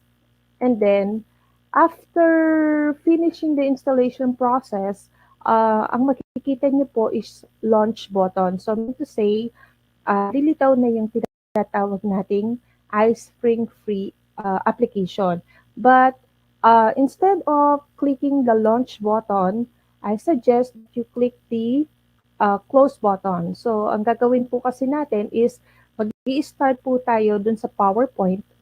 And then, we will create that PowerPoint presentation into an interactive learning material. So, after that, once na nag-open po kayo ng inyong PowerPoint lesson, okay, or isang PowerPoint presentation, makikita niyo na po that an additional tab is given to you, okay? So, yung kanina, class point, ayan, kung mapapansin niyo po, sa tabi po ng help, meron tayong class point, and then, after class point, meron din tayong iSpring Free 9, okay? So, under the iSpring Free 9, okay, we have these things. We have these tools. So, we have the quiz, YouTube, web object. We can also preview the slides, and we can also publish them into a Scrum package o kaya an HTML5 package. Okay. Now, for the demonstration part, allow me to give you an example. So, in this case, I have this PowerPoint presentation. Okay, so since sabi ko nga po dun sa feature ng iSpring Free, we can only accommodate 15 slides, okay? So I already have 10 slides here na kung saan compact talaga yung lesson. So meron akong cover page and then the introductory part, okay, ng lesson ko for this specific competency. And of course, yung references na ginamit ko to produce this learning material. Okay, so usually po, di ba, kapag nagre-lesson tayo, okay, so meron tayong pre-test, then discussion, then post-test. So ganun din yung gagawin natin dito sa ating learning material. Okay, so using PowerPoint and iSpring Free. So before reading this information, students needs to conduct an activity first in a form of quiz or pre-test. So, to do that, so let's create a new slide. Okay, ayan po. So, example po ito ha. So, all you need to do is to go to iSpring Free and then click quiz. So, again, punta po tayo ng iSpring Free and then click quiz. Okay. Okay, after po natin na-i-click yung tinatawag natin quiz icon, so this will be the next screen na lilitaw sa inyong devices. So you can create graded quiz or a survey. So to create an interactive material, okay, all we need to do is to click this graded quiz, this link. Okay, so i-click lang po natin yan. Ayan. And these are the tools that we can explore once na ginamit na po natin yung ating plug-in na tinatawag na iSpring Spring Free Quiz Maker. Okay, so as you can see on my screen, okay, we have these different tools that we can use when we produce our interactive material. And to give you a tip, no, para mas maging mabilis po yung paggawa natin ng material, the first thing that you need to do is to create an introduction slide. So under the introduction slide, there are three slides that you can insert. We have the intro slide, the user info, and the instruction slide. So in this case, okay, I will suggest that you use the user info and the instruction slide. So later po makikita nyo kung ano yung magiging itsura once na uh, i once na gagamitin na ni student yung ating material. So let's start with the user info. Okay? So just click user info. And then, as you can see on my screen, ito yung pwede natin hingan ng information. Pwede kahit name and email lang. Pwede na, as much as possible, makuha natin talaga. Or pwedeng maglagay din po kayo ng grade and section. Ayan. And then, don't forget to click mandatory. Okay, para talagang once na lumitaw yung slide na to, hindi makakapag-proceed yung ating mga learners hanggat hindi sinasagot yung mga conditions to. So I think these three are enough, okay? Kung hindi ko nagagamitin yung ibang information, okay, I can delete this one. So just click X icon. All right. And then that's it. So those are the things that the student must need to type before proceeding to the quiz. So that is what we call a user info form. Okay. Next, we have this what we call the instruction slide. So under the instruction slide, okay, pwede kang maglagay or pwede nyong i-customize itong description na to. So ito yung lilitaw na parang instructions mo sa inyong mga students. You can also upload a audio file wherein i-record nyo po yung sarili nyo and then i-save nyo dito sa device and then you need to add that audio file into this iSpring Free Quiz Maker. So in that way, hindi lang sila yung magbabasa, meron ding magbabasa para sa kanila. So that is the introduction slides. Okay, before proceeding to the quizzes, the next thing that you need to do is to go to the properties. Okay, properties. Okay, so pag clinic po natin si properties, ito naman yung mga options that we need to set.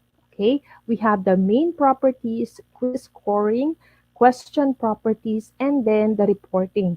So let's start with the main properties. So sa main properties, you need to type the title of your quiz. So in this example, let's rename it as Pre-Test Lesson 1.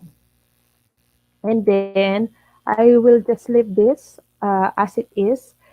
And then, meron din tayong option dito. We call it as time limit. How many minutes can student answer this particular pre-test? So, since 5 questions lang naman po yan, okay, so siguro bibigyan ko lang sila ng 5 minutes. Okay, so pwede nating edit yan. And then, after that, after ng main properties natin, we can now proceed to quiz scoring. So this time, isa-set natin, paano ba yung scoring type? Is it by passing score or none? Or pwede rin naman, meron kang requirement na to get a passing score, kailangan maka 80% siya dun sa total number of items na nilagay ninyo.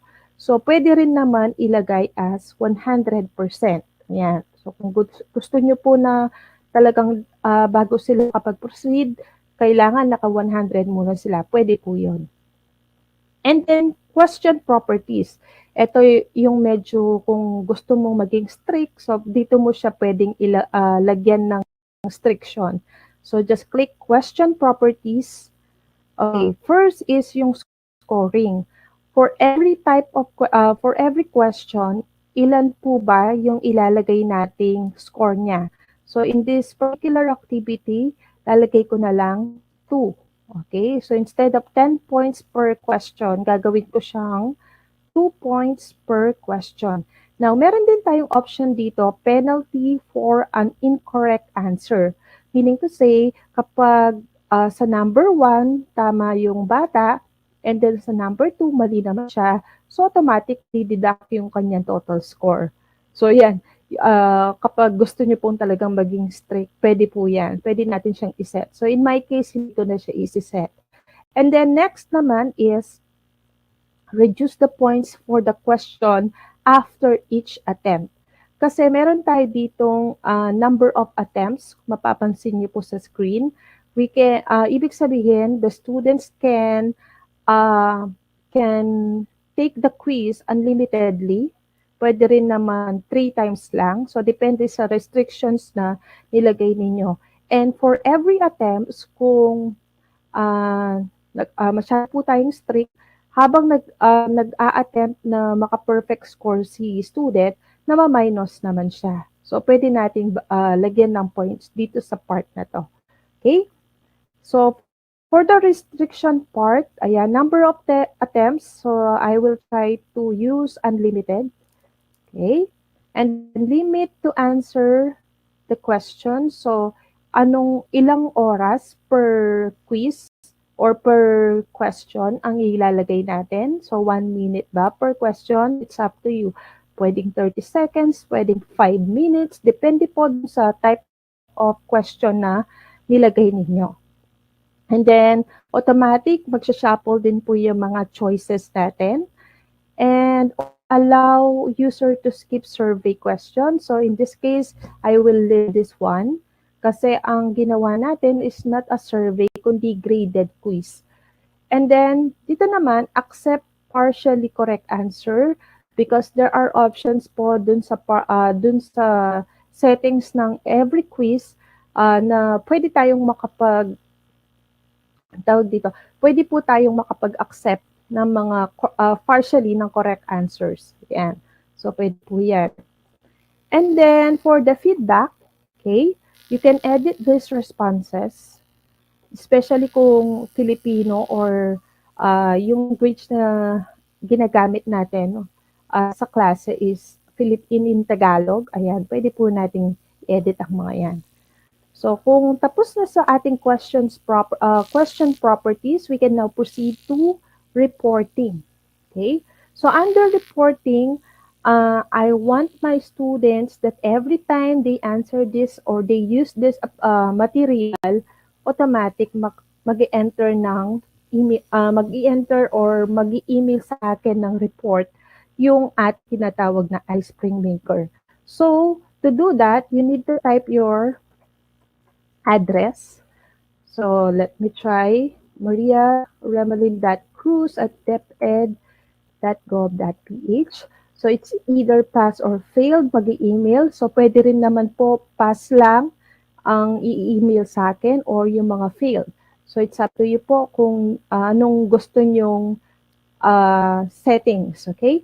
And then, include users' answer in the report. Of course, I need a detailed report. So, pwede ko pong i-check yan. And lastly, yung part na to, send report to user's email. So, automatic din once na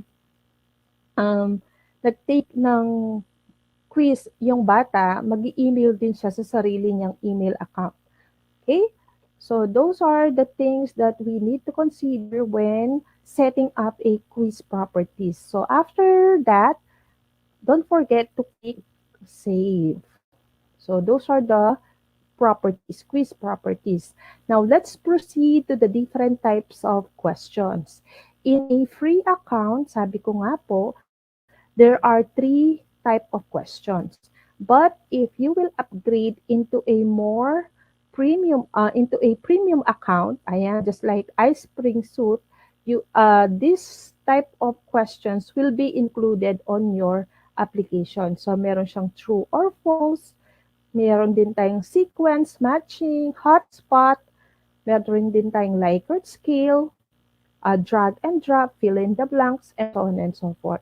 So in this particular activity, since we're using a free account, so we will utilize this type of test. Okay, let's start with number 1.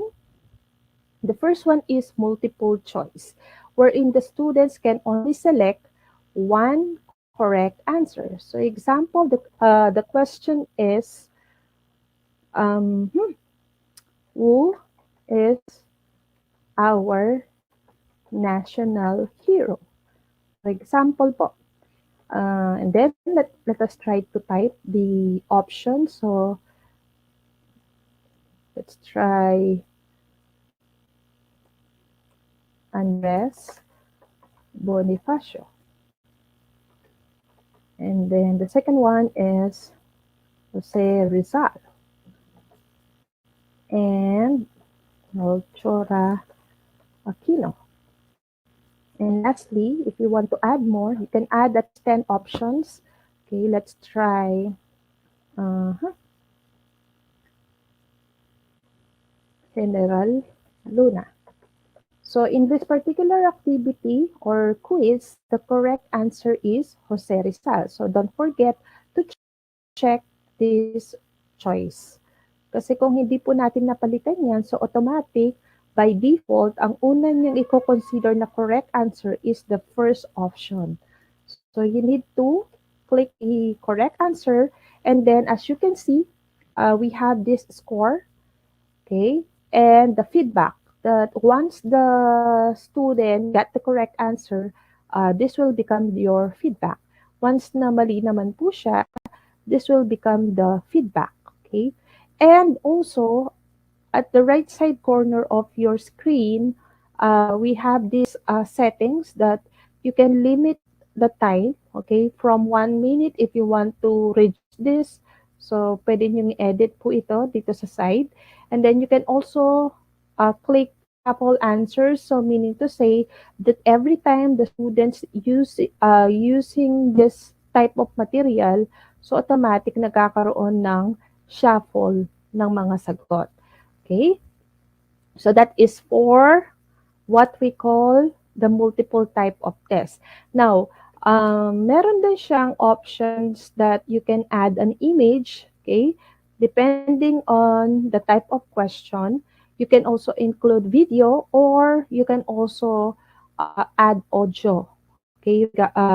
Wherein you can record your own self, and then you include that audio file into your device and then insert it. Okay, so that is multiple choice. Now, aside from multiple choice, we also have the multiple response. So let's try multiple response. As you can see, ito bilog, okay, wherein option button lang po siya at isa lang ang pwedeng maging tamang sagot. In this case, pwedeng more than one ang tamang sagot. So just click multiple response. Okay, so this is our second question. So,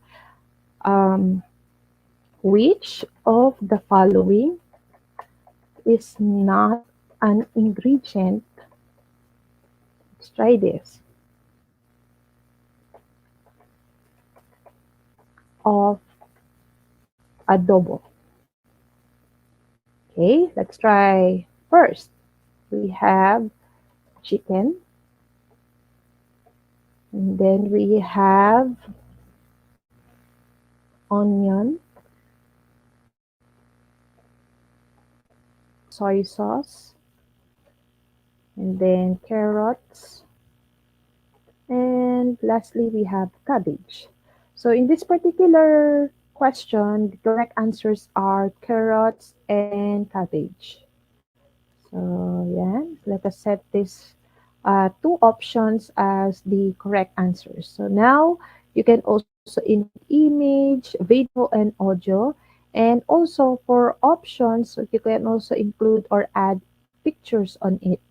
So just click this one and then make sure that you have a appropriate picture for your choices. And then again, meron tayong 2 points. This is the maximum score. And then uh, we also have the feedback. So again, you can customize this anytime. It's up to you if you want to use our native language or yung ating medium of instruction talaga, which is English. And also, you can set the time limit, okay? If you want, you can set it into from 1 minute to 30 seconds na lang. Pwede naman po. Click shuffle answers, automatic. Once na na-view yan ng students natin, automatic naka-shuffle na yan. And then this one, accept partially correct answer. So in this case, kung yung isa sa mga sagot niya is correct, i-accept pa rin niya. Pero in my case, ayoko na siyang i-accept. Gusto ko yung tama lang talaga. So i-uncheck ko lang to. And then limit number of response. So in this case, okay na yan. Ililib na lang po natin. Okay. So that is for multiple response question. And lastly, we have the short answer.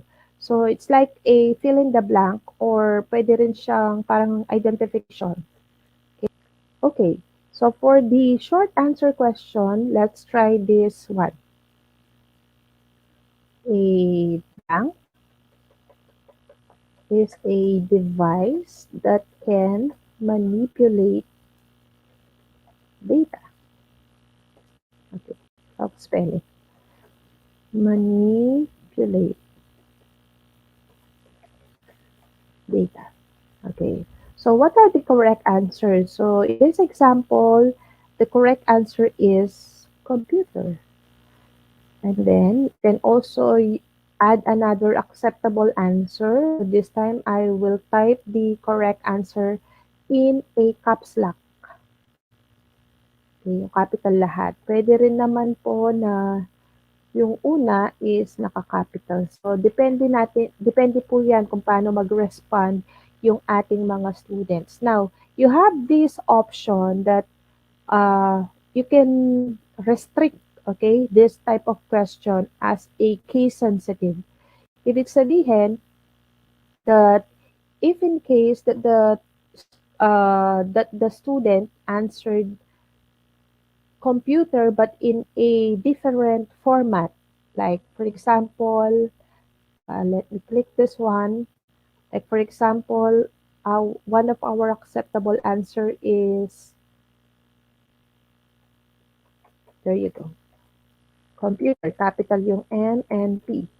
Now, in this case, kapag wala dito yung tinype ng bata, so that means mali na siya.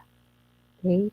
So, ganun po yung case sensitive. Talagang kailangan fina-follow kung ano man po yung mga acceptable answer na nilagay natin sa option na to.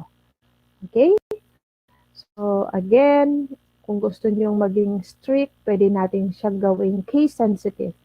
Kung ayaw niya naman, i-uncheck niyo na lang po siya. Okay? So, again, sabi ko nga po, for the free account, you can only create 5 questions per slide. So, pwede pa kayong mag-create, but since I already used those different type of quiz, now let's proceed to our next step. Our next step is, before saving this course and returning to a PowerPoint presentation, let's try to preview. Click muna natin yung preview para alam natin kung ano yung itsura ng ating quiz sa side ng student. So, just click preview and then let's try preview quiz. Alright. So, magpa-publish muna po siya. Hintayin lang po natin. So, in this particular screen, you have this option. So, depende po kung ano yung ginagamit ng bata once they view this interactive material. They can use desktop, okay? tablet. Ayan. It's either landscape or portrait. And then we also have smartphones. Ayan. There you go. Now, let's try the desktop. Okay. So as you can see, since we have or we included an introduction slide wherein the students need to enter their details, they should, okay, they should first put their name, email address, and grade section before proceeding to the quiz itself. So let's start. Maria Cruz, and then let's use this Gmail account, and then 10 Austin. All right. So this is the details coming from the students. And then once they click the start quiz, of course, instructions will also be reflected since naglagay tayo ng instruction slides dun sa ating unang ginawang setup. Okay? Next, once na nag-continue na yan, this is the quiz itself. So as you can see, meron tayong tanong and the option, and makikita rin dito sa upper right corner ng ating screen that meron siyang timer. Ayan. So, di ba sinet po natin that every quiz, meron siyang 1 minute to answer the specific question. And then, your scores, 0 of 6. Ibig sabihin, dahil wala pa po sinasagot, and for every question, the maximum score is 2 points. So, kaya naging 6. Kasi po, 3 lang yung ginawa nating question. So, let's try to answer this question. Who is our national hero? So, example, Jose Rizal. So, once na nag-submit yung bata, ito po yung lilitaw na feedback. Okay? Now, let's continue. So, mag-update din po yung score ninyo once correct siya or hindi. Now, next question. Which of the following is not an ingredient of adobo? So, let's try. This time, gusto ko mali yung sagot ko. So, assuming ito po yung sagot ko, so tingnan natin kung ano naman ang lilitaw na feedback. Ayan, so incorrect. You did not choose the correct response. Okay, and then continue. Blank is a device that can manipulate data. So, the student need to type the correct answer and then submit. All right. So that's right. You choose the correct response. Okay. And then we can also view the results. But in this particular activity, since ang passing score is 100%, kaya ang lumitaw, I did not pass kasi hindi ako naka-perfect score. So at the same time, pwedeng mag-review yung bata once na ipi-play na talaga niya ito sa kanyang sariling device. Now, before saving this one, last thing that we need to do is yung quiz results. Okay, so just click this outline, quiz results. Makita nyo yung right side na meron siyang options that the user can show. You can show the user score. You can show passing score. Ayan, let me check that thing. You can also allow user to review quiz. I will allow them to review the quiz, but of course, I will not let them see the correct answers. Ayan. So, yan, check ko po yung part na yon. Show detailed report, yes. Ayan. And since dito sa show detailed report, meron din siyang option that the students can print the result of their quizzes. So, pwede po yon. And lastly, allow user to retry quiz? Yes. Because at the end of the activity, kung hindi nakapasa si students, I will allow them to retry again. So, is it once, 2 times lang ba, or unlimited? I will choose unlimited until such time that they can get perfect score. So once okay na po yung ating quiz results, we will now proceed to saving and returning to our course. Meaning to say, is-save na yung quiz na to and we will go back to our PowerPoint presentation. So just click this button. Okay, after returning to our course, now as you can see, this is our original slide. But as you can see, since nag-create po tayo ng interactive quiz using iSpring, so this is our additional slide. Okay? Ito yung kung saan pwede nating i-edit ulit yung ating mga quizzes once na hindi pa tayo sure at final dun sa mga ibibigay nating test sa ating mga students. Now, ma'am, how can I edit these quizzes? Okay, may mali po akong option na nilagay. So, para ma-edit po yung quiz, ang gagawin lang po natin is go back to the iSpring Free again and then click quiz. Okay? So, hindi natin i-double click ito, kundi pupunta ulit tayo sa iSpring Free and then click quiz. Paano naman kung gusto ko na siyang i-produce as HTML5? You can duplicate this one if you want. So, this is the pre-test. And if you want, pwede naman natin siyang i-duplicate slide. So, this time, ito na yung magiging pre-test. Post-test.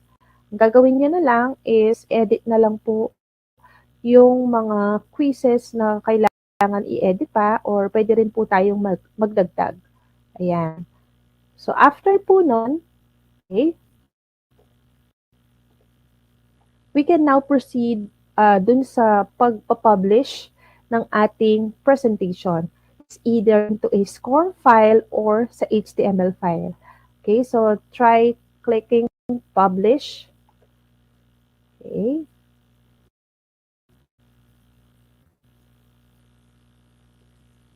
Okay, now since this is a free account, there are only two options. So, pinili po natin yung My Computer, meaning to say that by default, when we want to use this one, our format would be HTML5. Okay, so in this case, i-edit lang po natin yung project name and then make sure alam natin kung saan natin siya isi-save. Okay, so in this particular example, I will save this file into my desktop. Okay, so click the destination. Yan. And then click publish. So hintayin lang po natin nun na ma-publish siya. Okay? Okay. So once published, okay, pwede na po natin siya i-view. Okay? Kapag HTML5 format po siya, ang kagandahan nito kahit walang internet, okay, this is the sample output po na produce natin using iSpring Free. So all you need to do is to open this, okay, this folder, and in order for us to open or to use this material, ang gagawin lang po, we will instruct our learners to open this index.html in any browser. So let's try po. I will use Google Chrome. Okay.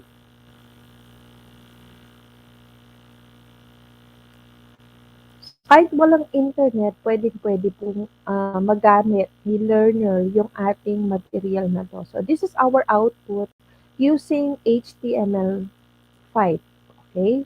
Ayan. So again, we need to type the name of the learner. Okay? In this case, hindi po siya magsasend ng report kung walang internet yung bata. Okay? Pero magagamit pa rin niya yung material. Pero kung gusto talaga natin at i-require natin sila na kailangan when they need to use this material, they need to go to an internet cafe or kailangan meron silang internet connection. para ma-send sa atin yung report ng kanilang quiz. Now, what if I want to upload this material to our learning management system? So this time, instead of saving this as a HTML5 format, ipapublish naman natin siya using SCORM. Ayan. So let's try. Since meron na po tayong LMS, we will try to upload this package sa ating DepEd LMS. So kanina, we use my computer. So this time, we will use LMS. So just click this one, and then make sure that we will use the LMS profile as 1.2 kasi yun yung requirement ni LMS. Okay. So click SCORM 1.2, and then again, don't forget to create a project name. Ito yung parang lilitaw na pinaka-folder name, and then saan siya masisave. And then after that, just click publish. Okay? So after po ma-publish as SCORM, so ang lilitaw na format po ng isang SCORM is naka-zip file siya. So parang ganito po siya. So ayan, sample lesson with quiz.zip, naka-compress na po siya. So yun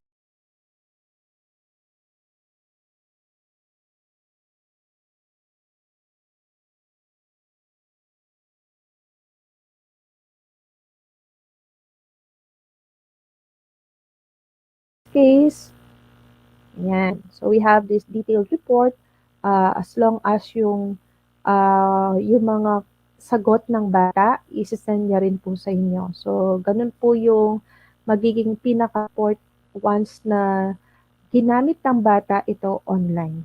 So I hope po that these two powerful tools or powerful plugins ay nakatulong po sa ating mga teachers. Sana po ay magamit po talaga natin sila sa ating teaching and learning process, especially now na nasa pandemic pa rin po tayo. So that's all po. Thank you so much and God bless.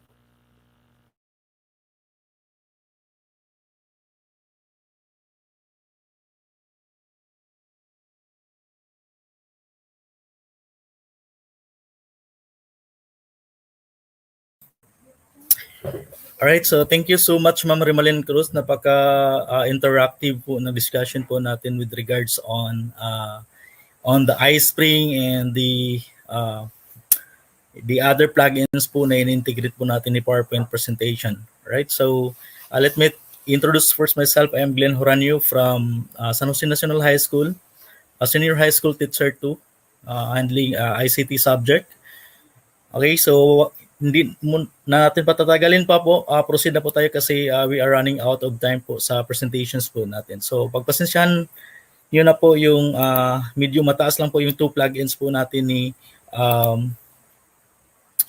Microsoft PowerPoint presentation. So ang discussion ko po ngayon or this morning is focus on the Windows system internals.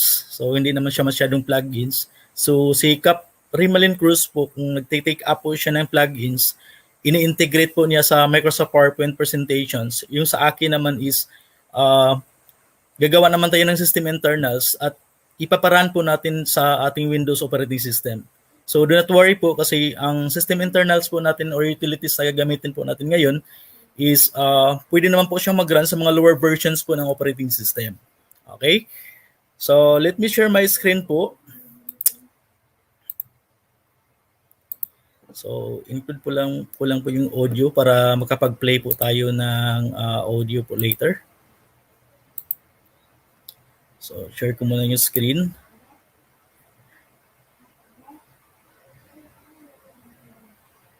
Lang po.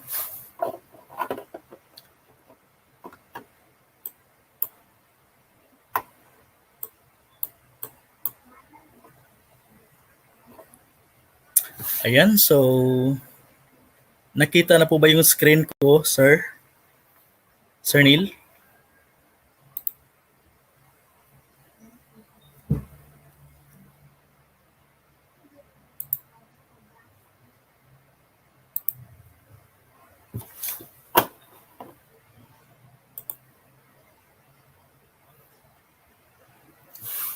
Lumitaw na ba yung screen ko, Sir Neil?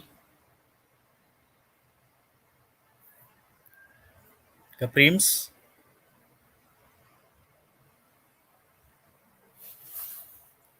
So, tingnan lang po natin. Sandali lang po. So, okay, so nakita naman po ni Kaprins po, nakita naman po sa ating team sa back-end po na nakikita na po yung screen. Okay? So, the system internals po is a website was created in 1996 by this Mark Rasinovich. So this holds the advanced systems utilities and technical information. So ginagawa po itong particular utilities. Tinatawag po siya na utilities kasi ang dami naman pong utilities po na nakaspecify po at that serves a specific purpose in a particular uses po ng different tools. Okay? So whether you an IT pro, you're a teacher or you're an educator or developer, you'll find this system internal utilities to help you manage those jobs, okay, or professions na saan po kayo nabilong. Okay? So yan po yung i-discuss natin ngayon. Okay? So ito po yung tinatawag natin na Zoomit. So Zoomit po or Zoomit, ito po yung Zoomit. Okay, so meron pa tayong version na version 2 or version 4.5 or 4.52. Okay, na version. Ito po yung gagamitin po natin. So mag-focus muna tayo sa sa specific na utility. Alright, so ang objectives po natin this morning. So at the end of the session, you are expected to gain another set of tech tools or utility for education, specifically Zoomit. So we can focus only in Zoomit utility. So in Windows System Internals, ang dami kasi mga utilities and tools na pwede nating isama. Okay, kukulangin tayo ng isang araw pag take up natin lahat ng mga utilities belong to the Windows System Internals. Okay, so may mga networking utilities, process utilities tayo, security utilities, and so on and so forth. So ang dami talagang mga utilities. So, ang pangalawa po nating objectives is to appreciate the power of technology as aid for personal and work-related productivity. Alright? So, kasi po, sa panahon po natin ngayon, kailangan So, i-appreciate natin yung power of technology. Hindi lang i-appreciate, we have to embrace it na parang maging productive po tayo sa ating ginagawa. Okay? So, yun po yung objectives po natin. Right, so Zoomit, it is a screen zoom and annotation tool for technical presentations. That include application demonstrations. So ano po ba yung kahalagahan ng Zoomit? So si Zoomit, this is a tool that help us teacher or educators to make annotations. So this is an extra information associated with a particular point in a document or other piece of information in real time. So pwede tayong magsulat, mag-draw over and top of any other applications. So kumbaga, yung kanina na presentations po ni Cap Primalin, sa PowerPoint presentations po niya, ini-integrate po niya yung class point, yung iSpring doon sa sariling mismong application ni PowerPoint presentations. So hindi na po siya pwedeng lumabas doon sa PowerPoint presentation niya. Okay, so nag-serve po siya ng purpose, specific purpose po doon sa PowerPoint presentations po. Ini-integrate po siya. Kumbaga, ini-install po siya na plugins doon sa PowerPoint presentation. Ang ginawa natin ngayon is mag-install po tayo ng system internals na for annotations na mag-run po siya sa kabuuan ng operating system po natin. Okay? Means kabuuan po. Pag sinasabi pong kabuuan ng operating system po natin, pwede po siyang mag-annotate kahit anong applications na i-run po natin sa ating Windows system. Okay? Or sa sarili nating computer. So later on, makikita po ninyo yung kahalagahan or napaka-importante po ng Zoomit applications sa isang utilities na to para sa ating mga teachers. Right? So ang Zoomit po, it runs on a tray and activates using hotkeys.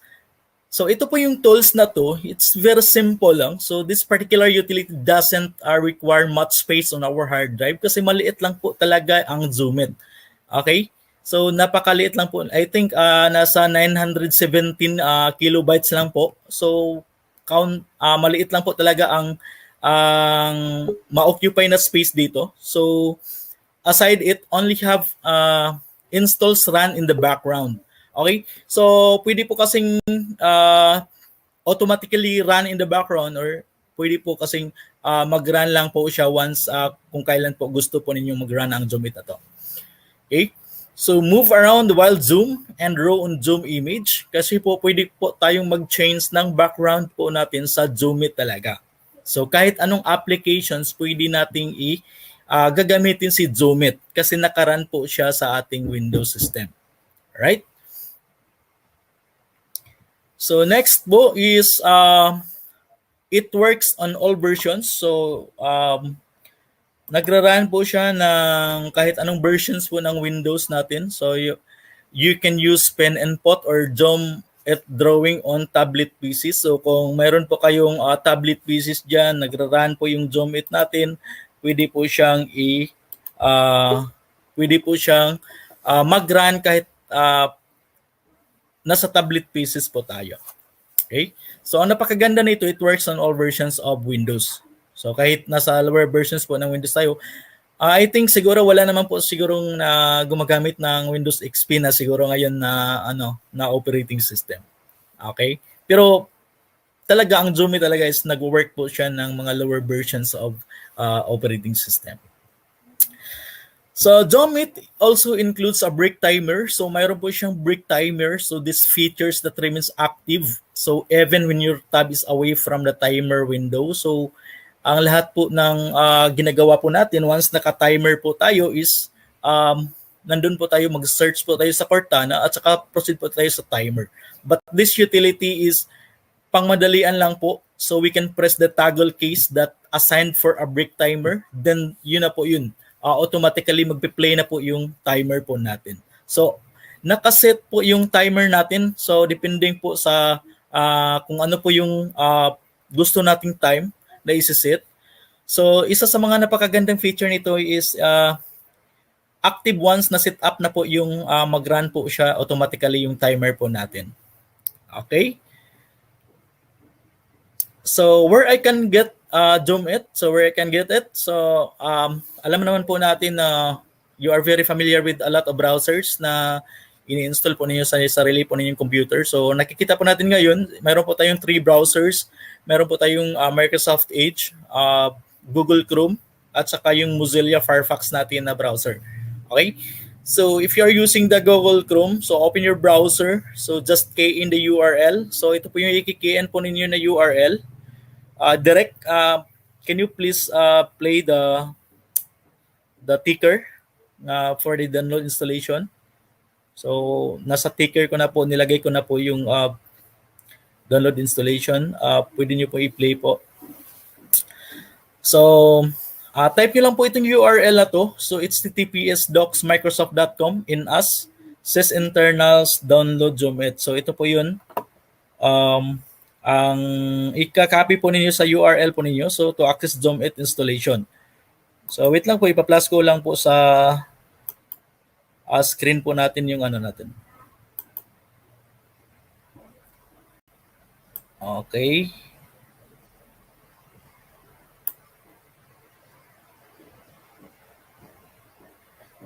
So it's tvdocs.microsoft.com. So in system internal /downloads Zoom It. Or you can just search the Google. So Google nyo lang po, search po ninyo yung Zoom It version v4.52. So automatically na po lalabas na po siya sa Google. So install your access the Zoom It installation po. So ganito po siya. So ito po yung lalabas ng Zoom It na front page niya. Okay? So after that one, pag na-access niyo na po, it's either mag-download po kayo ng Zoom It natin. Okay? So sa Zoom It po natin, version 4.52, mayroon po tayong dalawang pagpipilian po na i-download po natin. So unang-una po, pwede po natin i-click yung download Zoom It at saka yung run now from sysinternals live. So ano po ba yung kaibahan ng dalawa? Okay? So number one po, yung download Zoomit talaga, once you click the download Zoomit, automatically po nag-zip po siya. So ang nasa taskbar po ninyo or nasa download folder po ninyo, makikita po ninyo dyan, pag kiniklik po ninyo yung download Zoomit, is yung zip file. Okay? So pag zip file po, kailangan po ninyo yung i-extract para makikita po ninyo yung exe file doon. Okay? Or executable file na pwede niyo pong i-install. Pag dito naman po kayo sa run now from the system internals live, pag dito naman po tayo sa bandang sys internals live, pag kiniklik po ninyo yan, automatically po mag-run po yung Zoomit. Means, dalawa po yung installation file na nandoon po sa download folders po ninyo. Yung Zoomit na .exe from the sys internals live at saka yung download Zoomit na naka zip file. Okay? So, ang napakadali po na gagamitin po natin is yung sys internals live po para direct po tayo na ma-access po natin yung exe file ni Zoomit. Okay? Hindi na po tayo mag-i-extract. Alright. So, getting started with Zoomit. So, ito na po yun. So, look the downloaded compressed folder of the Zoomit in your computer system. So, I know that you are very familiar in locating the file on your directory. So, mayroon po tayo mga default directory na nasa computer po natin. So, once mag-download po tayo ng file po coming from the internet or kahit sa drive po, okay, automatically ma-store po yan sa downloads folder po natin. So, hahanapin po natin doon sa downloads folder po natin. So, look the download compressed folder on Zoomit in your computer system. Okay? So, locate the Zoomit zip file or locate the Zoomit exe. So, yan po yung gagawin po natin. So, ilocate po natin yung file po. Right? So, how can I use it? So, paano po natin siya gagamitin? So, extract the files from the compressed folder. So, yun yung ginagawa natin. So, if you are downloading the download Zoomit, so you are going to extract the file. So, i-extract po ninyo yung file. So, after extracting the file, makikita po ninyo itong dalawa. So, mayroon po tayong Zoomit exe at saka itong EULA. Okay? So, ano ba ibig sabihin ng EULA? Ito po yung end user license agreement po ni Zoomit applications or utility. So, kailangan po natin siya isama po doon sa utility itong EULA na to. End user license agreement. So, yan. So, proceed po tayo sa installation. So, do not worry. Ang presentations ko po ngayon is a very customized presentation. Ginawa ko po ito para masundan po ninyo talaga ang presentation ko this morning. Kasi ginawa ko ito, ni-revise ko ito kagabi kasi I know nakukulangin po yung time po sa discussion natin kasi dalawa po yung plugins na in-introduce po ni Cap Rems or ni Kapatid Rimalin. Okay? So proceed po tayo. So nasa installation na po tayo. So double click or right click the exe file. So kailangan po natin i-double click yung exe file or i-right click po yung exe file at saka i-open the installation file in your directory. So makikita po natin ngayon nasa directory na po tayo. So ito po yung directory natin ngayon present. Okay?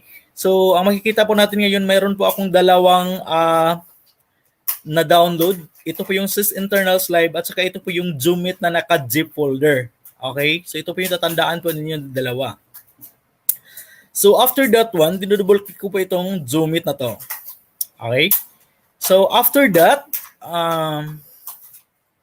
ito po yung lumabas. Okay na window. So you can use the and accepts the commands lines match to accepts the EULA po. So kailangan po natin mag-click ng agree. So in order for this particular utility be installed in our computer system. So kailangan po natin siyang i-click yung agree.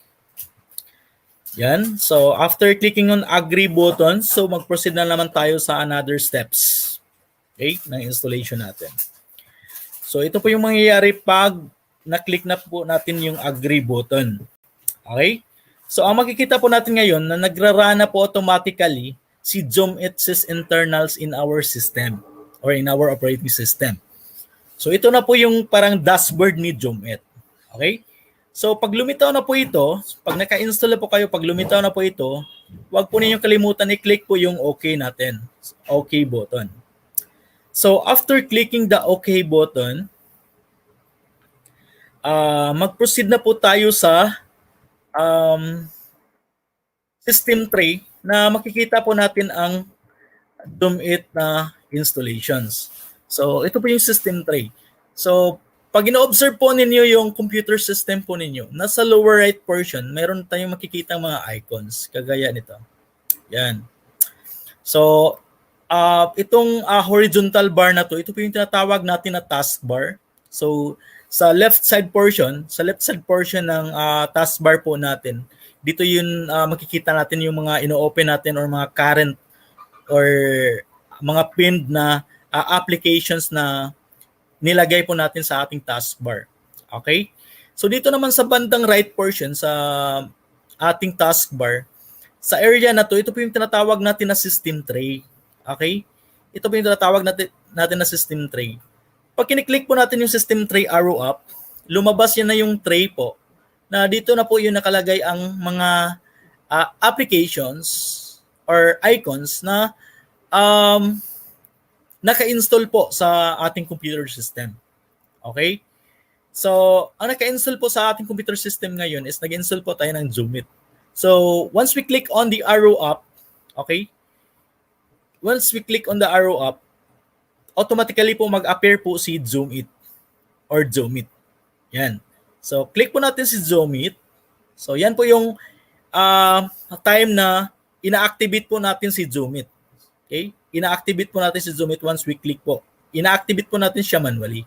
So, after the activation, okay, ang makikita po natin ngayon is lumabas na naman po yung Zoomit dashboard. Okay? So, ito po yung Zoomit dashboard talaga na nakikita natin while ago sa ating previous slides. Alright?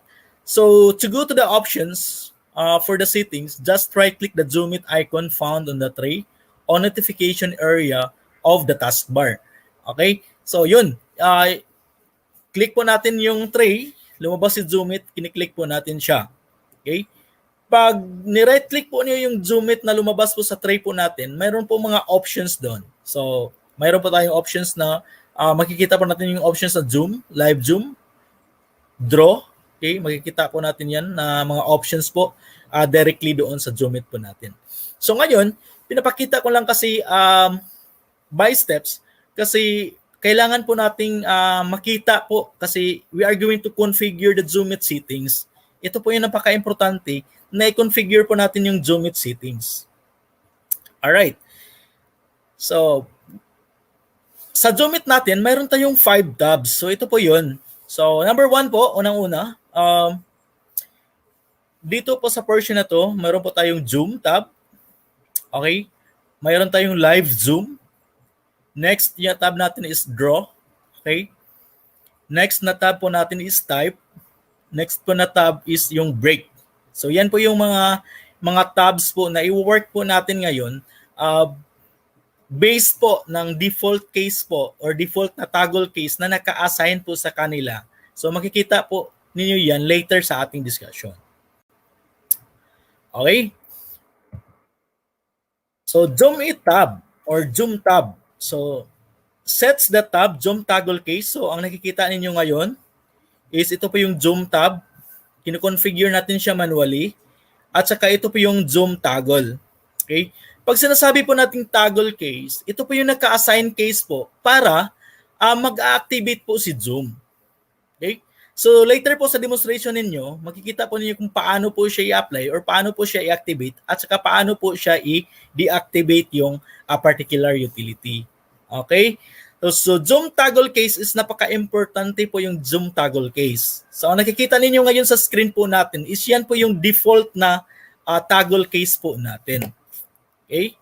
So ito po yung napakaganda na utilities kasi pwede tayong mag-assign ng case po na gugustuhin po natin. So pwede natin i-change yan ng toggle case. Okay? So, kagaya nito, yung sa Zoom tab po, ang naka-assign po na toggle case natin is Control plus 1. So, we are going to press this Control plus 1 po para po mag-activate si Zoom. Get it? Alright.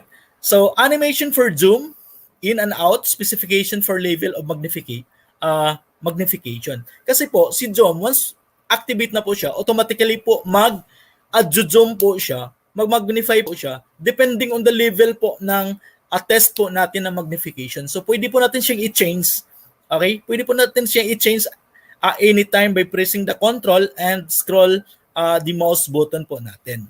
Okay? So, yan po si Zoom It tab configurations. Alright, so proceed po tayo sa next tab natin.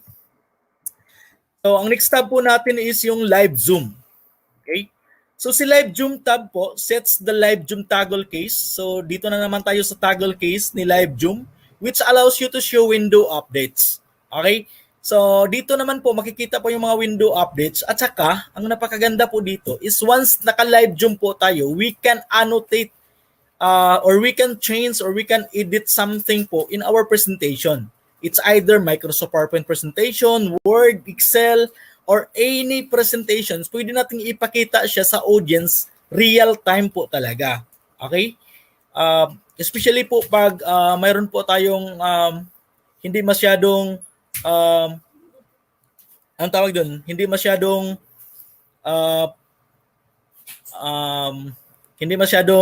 gagana or gumana yung mata ng audience natin sa malayo. Okay? Yun, so pwede natin i-activate si live zoom sa ating demonstration. Okay? So lahat ng applications po yan, pwede natin siya i-apply. Alright.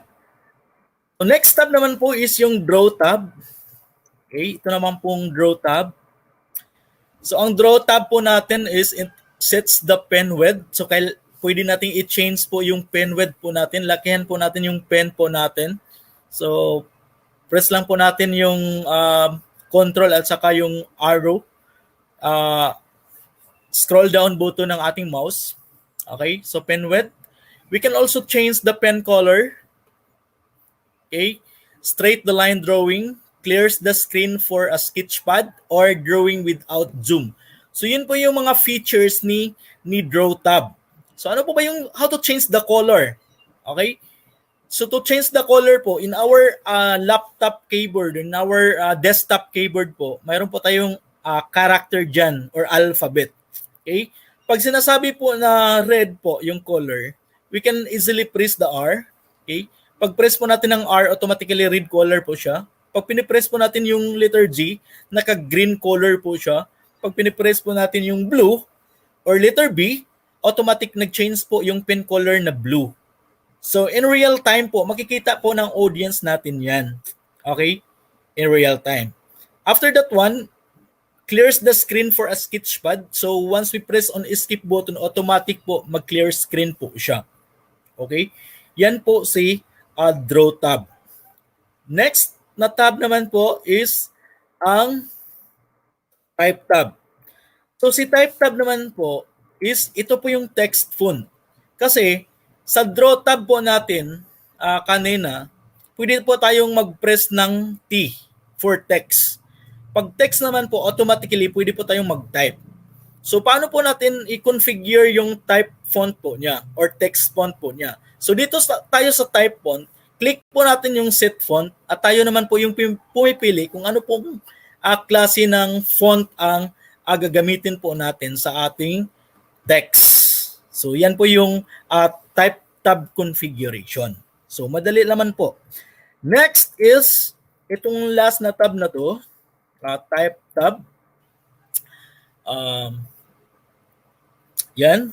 Break tab pala. Break tab. So ang break tab po natin is Control plus 3 po yung toggle case. So naka-assign po na Control plus 3. So wala na pong aagaw dyan na Control plus 3. Naka-assign po siya ni break tab. Yan po yung default na toggle case na naka-assign po ni break tab.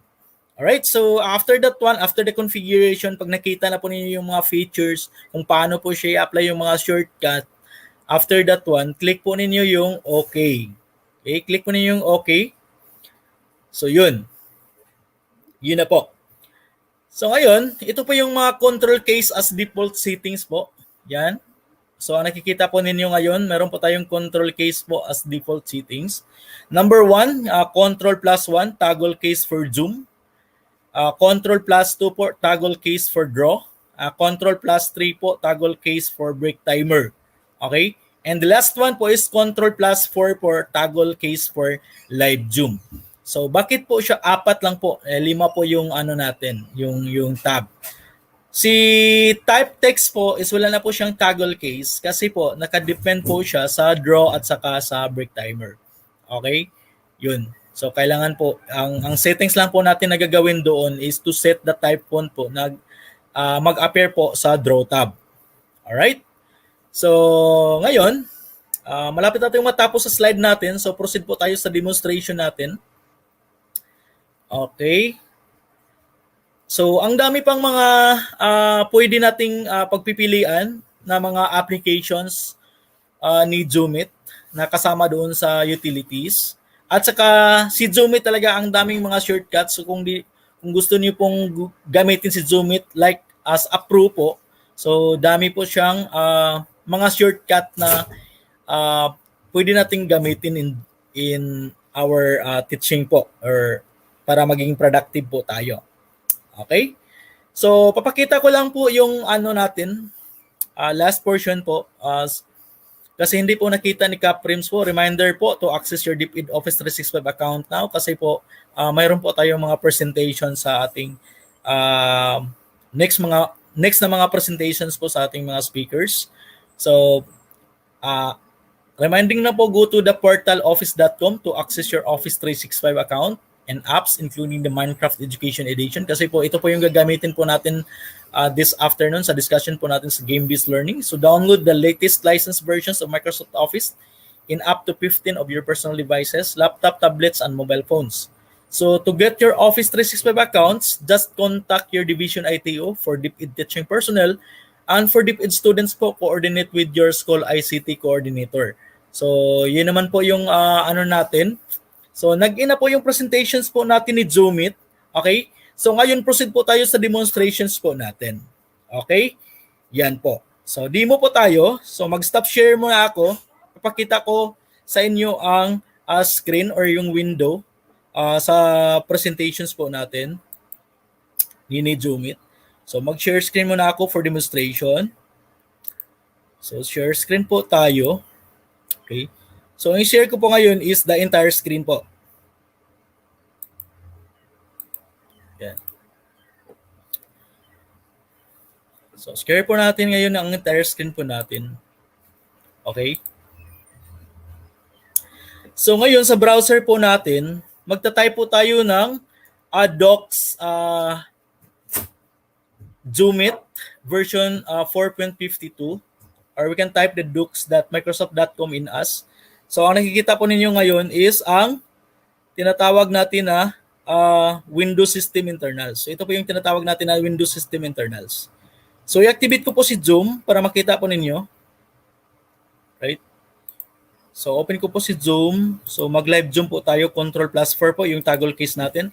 So, when I press Ctrl+4, yan. Automatic po mag-adjust si Zoom. Okay? Yan. So yan po yung access natin. So Microsoft.com in Access Internals. So ito po yung Windows internals po natin. Yan. So ito po yung sinasabi ko kanina na ang daming utilities po na napaka-importanting utilities na hindi pa po natin alam na napakaganda pong gamitin na utilities na ito. So dito po sa downloads area, okay? So sinasabi ko na kanina na once naka-live Zoom po tayo, maka-integrate po tayo automatic or in real time po ma-feel po natin yung dating. Okay? Kahit naka-zoom po siya, pwede nating i-click. Yan. So, click po natin yung zoom. Yan. After that one, automatic po nalalabas po yung mga applications po or mga utilities po dito sa side na to. So, in real time po, nag-adjust po siya. So, hanapin natin si Zoomit. Yan. So, ito po si Zoomit po. So, click po natin si Zoomit. After that one, automatically, we will be redirected po dito sa slide na to or dito sa page na to. Page, by the way. Yan. So ito po yung sinasabi ko kanina na dalawa. Pag kiniklik po natin si Zoomit, download Zoomit, automatic po maging zip file po siya, doon po nakastore sa download folder po natin. Pag kiniklik po natin si Run Now from System Internals Live, mag-create po siya ng automatically ng exe file ni Zoomit. So yan po. So assume lang po natin na tapos ko na pong kiniklik ang Zoomit na to. So babalikan ko lang. Yan, press Ctrl plus 4. Okay? So ilocate po natin kung saan po si Zoomit na banda na reside po sa ating directory. So Ctrl plus 4 naman po ulit. So ito po. So ito na po yung directory natin or folder. So sa downloads folder natin, ito yung dalawa. So makikita po natin itong dalawa na to. Kasi kagabi, naka-install po ako ng Zoomit. Kaya nga, automatic po nag-activate na po siya. Okay? Pag hindi pa po naka-install sa inyo yung Zoomit, pag click nyo po dito, okay, automatically po kukonfigure po yung Zoomit applications kasama na po yung EULA natin or yung End User License Agreement. Okay, kailangan po tayong mag-click ng agree po para i-accept po natin yung EULA or yung End User's License Agreement. Once naka-agree na po tayo, sa slide natin kanina, sa pinapakita ko po sa inyo, nakikita na po yung dashboard. Parang dashboard ni Zoomit. Okay? So, exit naman po ako. Okay? Papakita ko sa inyo ang Zoomit na nasa system tray na po natin. So, ito na po yun. So, sa system tray po natin, yan. So, proceed tayo sa lower corner po ng screen po natin. Right corner ng screen natin. Yan. Okay. So, sa system tray po natin, makikita po natin ang arrow up sa system tray. So, click po natin yan. So, after natin i-click yung system tray natin, nag-appear na po yung Zoomit natin na icon utility. Yan. So, pwede natin siyang i-right click para magkaroon po tayo ng choices. So, either click po natin yung options. Okay? Or, proceed po tayo sa break timer, draw, or zoom. Okay? Yan po yung mga choices pag ni-right click po natin yan. Pag kiniklik po natin si Zoom It, okay? Click po natin yung options, ito na po siya. Ito na po yung dashboard. Real dashboard ni Zoom It ang makikita po natin. Yan.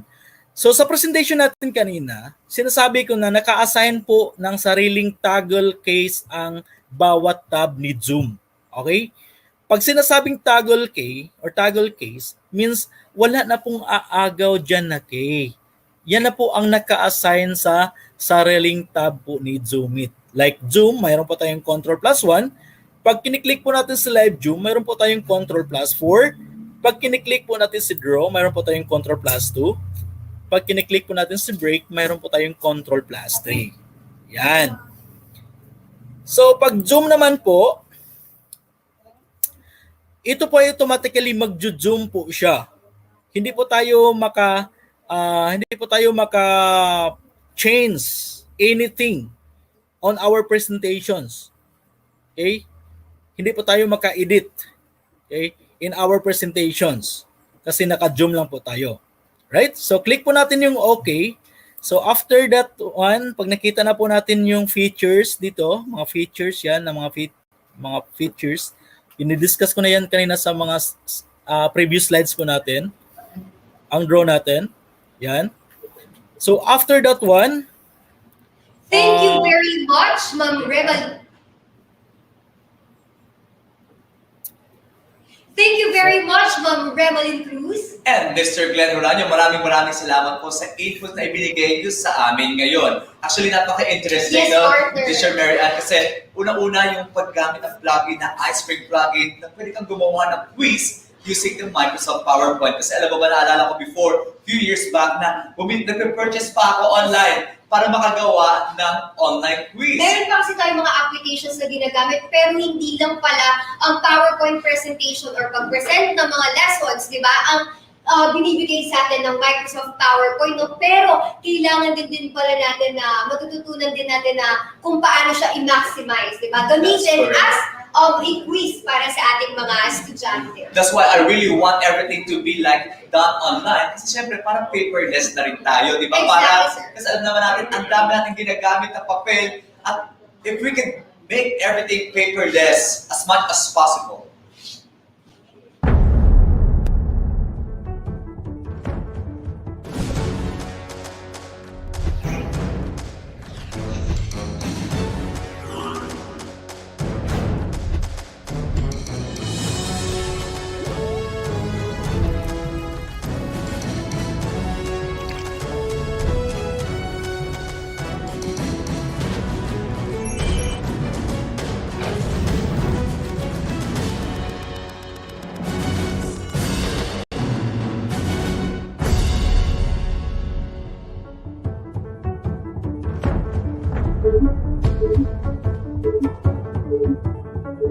If we would analyze the baseline of the reach of radio, this is 85%, free TV 88%, digital cable and satellite TV, that is 47%, and internet 63%. We would see that if you use TV and radio, you would already reach 100% of the entire population. This is the conclusion arrived at by Kantar. Even though free TV is 88% and even though radio is 85%, when you combine the two, you reach 100% of the population. See, we have to start with ourselves. There is life beyond modules. There is education beyond face-to-face. There is DepEd Radio. There is DepEd TV. Kami ay nagpapasalamat at nagpupugay sa inyong katapatan, sa inyong tungkulin bilang mga guro. Kami, kasama ng buong kagawaran, ay nakikiisa sa pagpapatuloy ng edukasyon kahit na sa gitna ng pandemyang ito. Sa mga minamahal namin mga teacher broadcasters, saludo po kami sa inyong lahat. Malaking pasasalamat po. Laban lang, mga teacher broadcasters. Alright! Haharap ako sa kamera upang magturo.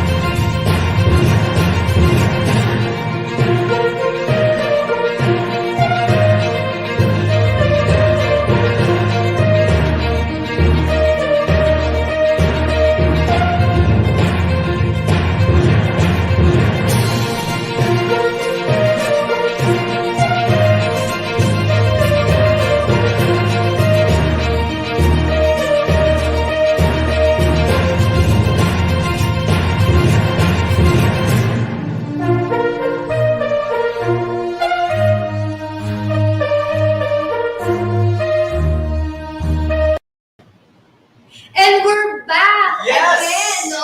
Good morning po sa ating mga mahal na kaburuan. Alam naman natin, live na live tayo with 85,000 viewers sa lahat ng ating social media platform, no? Live na live, kaya may mga konting technical glitches.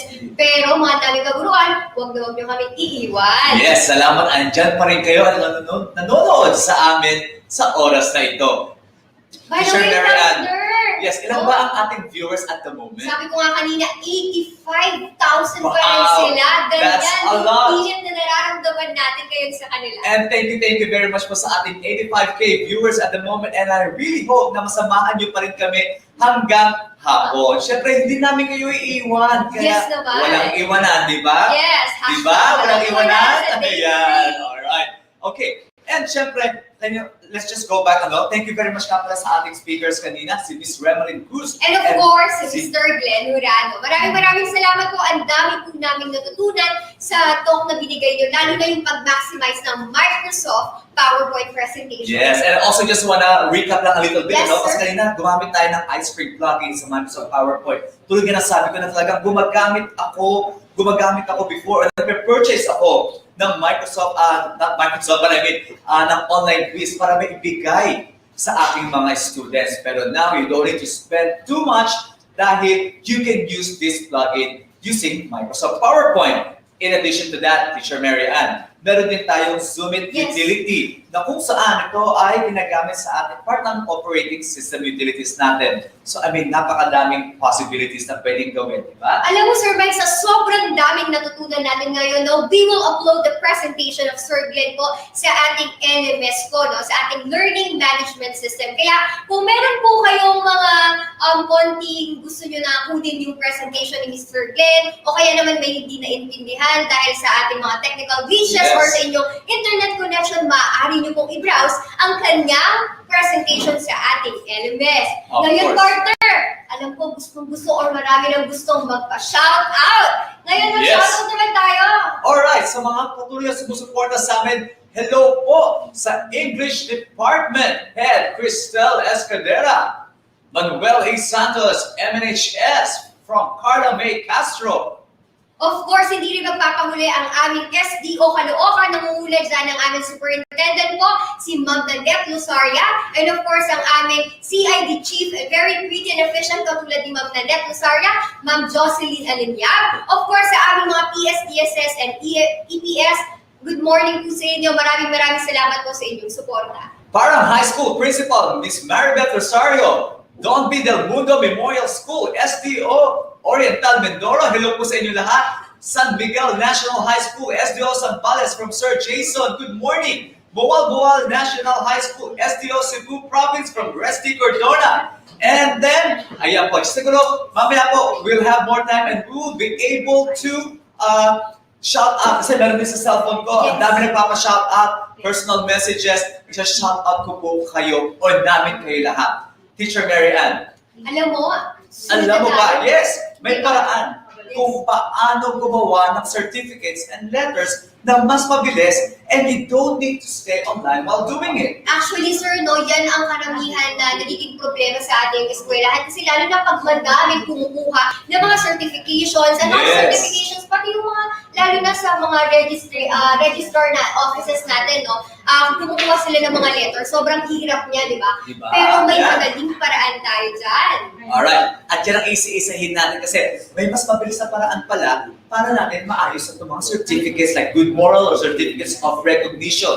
Diba? Now, teachers, I'm very excited to introduce to you our next speaker since he is also my co-teacher broadcaster under the Technology and Livelihood Education. Hello po sa lahat ng mga TLE teachers na nanonood sa atin ngayon. At isa na rin siya sa mga teacher base at Yes. FNTV. He's an Information and Communications Technology teacher from Kalumpit National High School, Kalumpang, Kalumpit, Bulacan. He has been teaching in the public school for 10 years. Wow. He is a national teacher broadcaster for Technology and Livelihood Education for grade 7 and 8, and an E2Light tutor and a mentor for TLE 10 handling illustration and technical drafting. Actually, Sir Mike, hindi halata sa kanya na 10 years na siya sa teaching, no, parang batang-bata. He finished his bachelor's degree at the Bulacan State University, City of Malolos, Bulacan, and had taken his master's degree units at Our Lady of Fatima University as a teacher scholar of the Municipality of Marilao. Before joining EdTech unit, he was one of the active ICT coordinators in Schools Division Office of Bulacan and an advocate of open educational resources, a project of DepEd EdTech unit in reskilling, retooling, and retraining of teachers about latest trends in educational technology. Not just that, partner, he holds a certification in teaching English to speakers of other languages or TESOL, and in Microsoft 365 Fundamentals. He is also a Microsoft Certified Educator, Microsoft Innovative Educator, and Google Certified Educator Levels 1 and 2. I'm sure madadagdagan pa yan in the coming years. And also at present, he is now detailed as an EdTech specialist for DepEd EdTech unit and member of the DepEd TV core team as head of the Documentation Management Committee. Fellow teachers, to learn more about Microsoft Office 365 for productivity mail merge, let us all welcome ang pinakagwapo at dingdong dantes ng DepEd Philippines, Mr. Marco Paulo Victoriano. Take it away, Mabuhay Philippines! I'm so happy to see you today. Good morning everyone. Samahan niyo po muna ako habang kayo ay naghahanda ng inyong pananghalian. Alright? Hello, Sir Marco! Ako at Indong Dantes ng DepEd Philippines. Baka gusto nyo rin siyang i-screenshot, di ba? Oo nga. Mas maganda yung ganyan, di ba? And of course, siguro, while they're trying to fix some issues there, technically, I'd like to say hello to Sir Ariel de los Santos. Ayan, congratulations. Bagong master teacher. Naging master teacher. Ayan, congratulations, 5 years na siya. I'd also like to say hello to Ara Escalona of San Antonio National High School, SDO Batangas City from Robin Barquilla, Team Maestro ng SDO Imus, Annabella P. Dasmariñas, Principal of Libis, Baisa Elementary School, and Miss Sunshine, also from SDO Caloocan. Siyempre, hindi rin magpapahuli ang mga Silanganan elementary teachers dyan, no? From Ma'am Lani Capistrano, hello po sa inyo, Ma'am Mary V, and Ma'am Nell Reese. I'd also like to say hello to Sir Edson Marina from Milwaukee High School, SDO Mabalaca. Ayan, we still have more shoutouts there. Would you like to read some of them? Of course, meron din tayo dyan na nagpapagreet ng belated happy birthday po kay Dr. Nympha R. Narcisse, Principal 4 ng Camarin Elementary School from Bagong Silang Elementary School. Belated happy birthday po sa inyo. By the way, pati rin yung iba dyan na ating mga teachers no, na nasaan man lugar, nanonood at tutok na tutok sa Virtual Inset 2.0. And of course, meron din po, best wishes daw po pala sa anak ni Ma'am Mary Canosa, Mr. Melvin Canosa, and Miss Jessica Climaco. Wow, sana all, no? And also, Ma'am Gamhan High School, Pasig, Sir Eloise Blanca, Santo Niño Elementary School, Parañaque, Ma'am Miriam Dagohoy, hello po sa inyo. San Isidro Elementary School, Prieto Diaz Sorsogon, by Ma'am Lilian Fidelson. Ayan po. And also lastly, Serrano Elementary School, Parañaque, from Ma'am Shirley Imperial. So ayan, I think our speaker is ready now. Ready na siya. Ramdam ko na. Okay, Sir Marco, are you there? Ayan po ang pinakagwapo po natin, the teacher sa DepEd Philippines, Mr. Marco Paulo Victoria. Take it away, Sir. Once again, I would like to apologize for the technical glitches po. Talagang ganyan po yung nangyayari pag naka-live po tayo. And samahan niyo po ako sa inyong pananghalian if you teachers out there are doing your household activities. Welcome po kayo. So habang nakikinig kayo ng ating Vincent 2.0 for today, malaya naman tayong gawin yung ating mga household activities. You can do cooking, eating po. Sama-sama tayo ngayong araw na to. So for today, I am very glad to share to you guys about one of the Microsoft Office 365 productivity tool. So one of the important thing na sa ating mga teachers, advisors, part of the school administration ay yung paggawa ng mga documents, letters, and marami pang iba. So papadaliin natin ang ating trabaho with this kind of productivity technology or technique. Okay, so for today, we're going to talk about mail merge. When we say mail merge, okay, it led us to create batches of files in a short span of time. Opo? So, when we are doing mail merge, kailangan natin tandaan itong dalawang elements na to. Ano yung dalawang elements? We have the data source and we have the placeholders. Anong pinagkaibahan ng data source at placeholder natin? Always remember, pagka sinabi nating data source, para tong database. Okay? It can be a spreadsheet. Alright? So, yung spreadsheet na yon naglalaman ng mga data. Kaya nga data source ang tawag eh. Naglalaman siya ng data para gamitin natin sa ating mail merge. Yon ang paglalagyan ng ating mga placeholder. Ano naman yung placeholder? Yung placeholder na tinatawag natin ay naglalaman ng mga information na ilalagay natin sa ating mga letters. And I hope na kayo pong lahat dyan ay nakapag-download na ng materials natin. Yesterday, ginawa na natin assignment natin or homework natin yung ating mga materials. So for now, if hindi nyo pa po na-download yung materials natin, okay lang yan. Makakapaghintay tayo, no? Maghihintay namin kayo. But if you have the materials, tara na, gawin na natin, no? Saan ba natin magagamit yung mail merge? Especially sa offices, sa school natin, kahit naman naka-virtual tayo ngayon, hindi naman nawawala yung physical papers, no? Magagamit natin yung mail merge in making letters, email, certificates, directory, or envelopes and labels. But for today, ang pag-uusapan natin ay paggawa ng letters and certificates. Kasi for now, my topic is all about offline, no? Offline po muna tayo kasi hindi naman nawawala yung pag-create natin ng documents, alright? Now, syempre, in discussing this, kailangan may susundin tayong DepEd order. So ano yung dalawang DepEd orders na susundin natin na nakapaloob dito yung mga gagamitin nating materials or mga letters. So for the DepEd Manual of Style, meron tayong DO30, nagko-contain niya ng 120 pages, pero hindi na natin iisa-isahin yan. Pinapakita ko lamang po sa inyo yung legal basis kung saan natin pinattern yung ating mga documents. And meron pa po tayong isa, which is the DepEd Order 31 Series of 2019 na naglalaman ng Department of Education Service Marks and Visual Identity Manual. Naglalaman lamang yan ng 96 pages. Hindi na natin iisa-isahin dahil ipapakita ko naman yung ilang laman noong DepEd Order 31. Now, ano ang nilalaman ng DepEd Order 31? Nandiyan yung letterhead and stationery. Since 2019, sinunod na po natin itong pattern na to, no? Kasi DepEd order. No po. So, later on, if you have downloaded the materials, nandun na yung draft actually. Pwede nyo na po yung i-edit at isunod sa template po ng school ninyo. Now, nilalaman ng Visual Identity Manual ay yung letterhead. No po, mahalaga yan. Even the font size, the font type, okay, the font style, nandun sa ating DepEd Manual of Style. Yan yung pinaka-Bible natin in making letters and other documents. Now, laman din yan yung proper template and proper format for certificates such as Certificate of Appreciation, Certificate of Participation, and Certificate of Appearance. Yan ay pwede nating ibigay sa mga teachers natin every after seminars. No?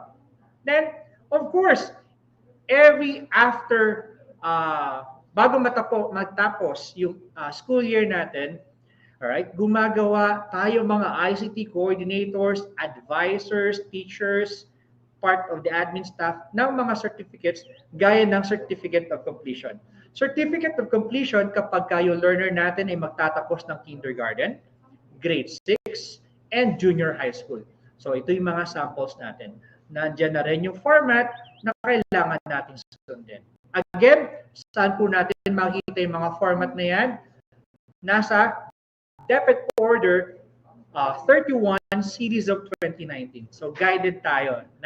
Now, napakagaling na Microsoft Office 365 kasi alam nyo ba na itong apat na to ay magagamit natin in making documents.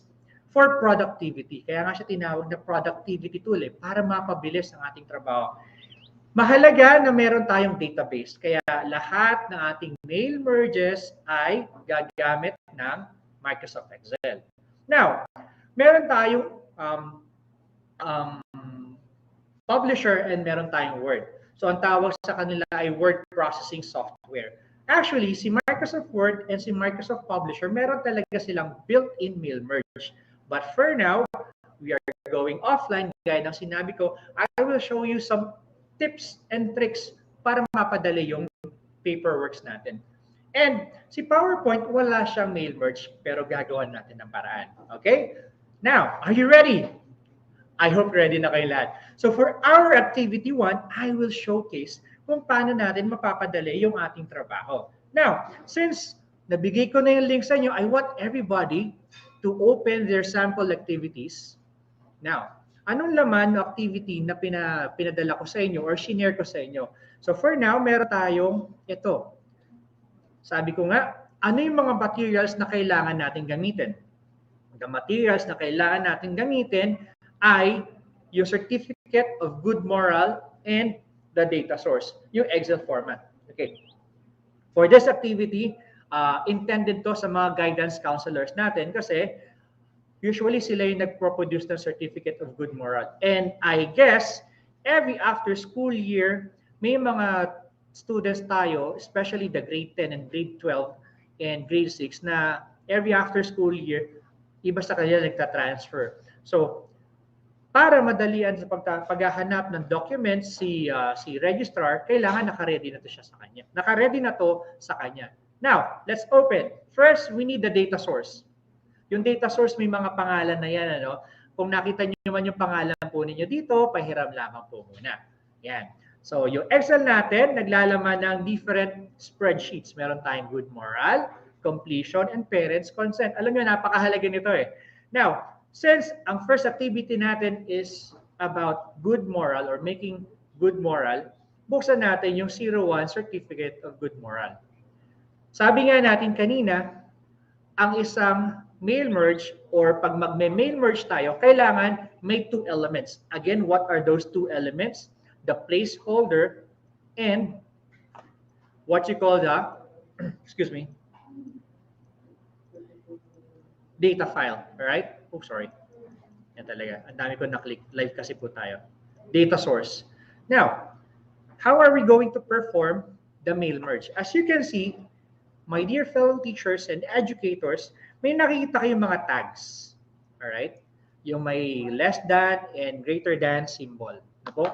And as you can see there, nandiyan na yung ating heading and then ready-made na yung template natin para hindi na tayo magta-type. Right? So now, as you can see here, meron tayong tags for complete name of the learner.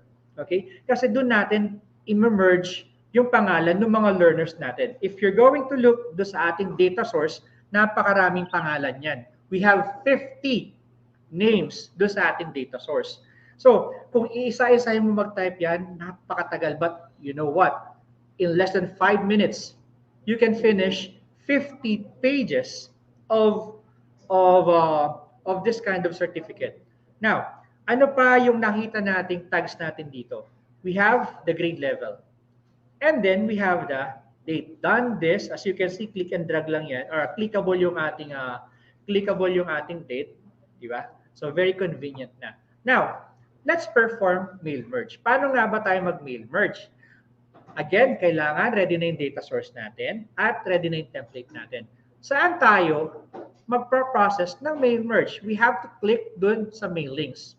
Since we are going offline, we need to select the recipients.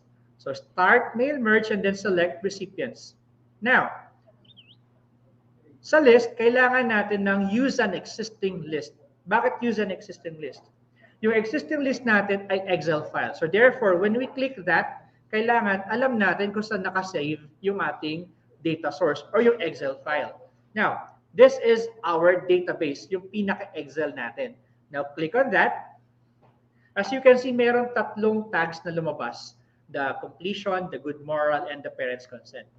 Anong sheet ang kailangan natin? Since ang gagawin natin ay parents' consent, we have to click on the parent's consent and then click OK. Then OK. Word was not able to open. Ganyan talaga pagka live may technical glitches. Ulitin natin.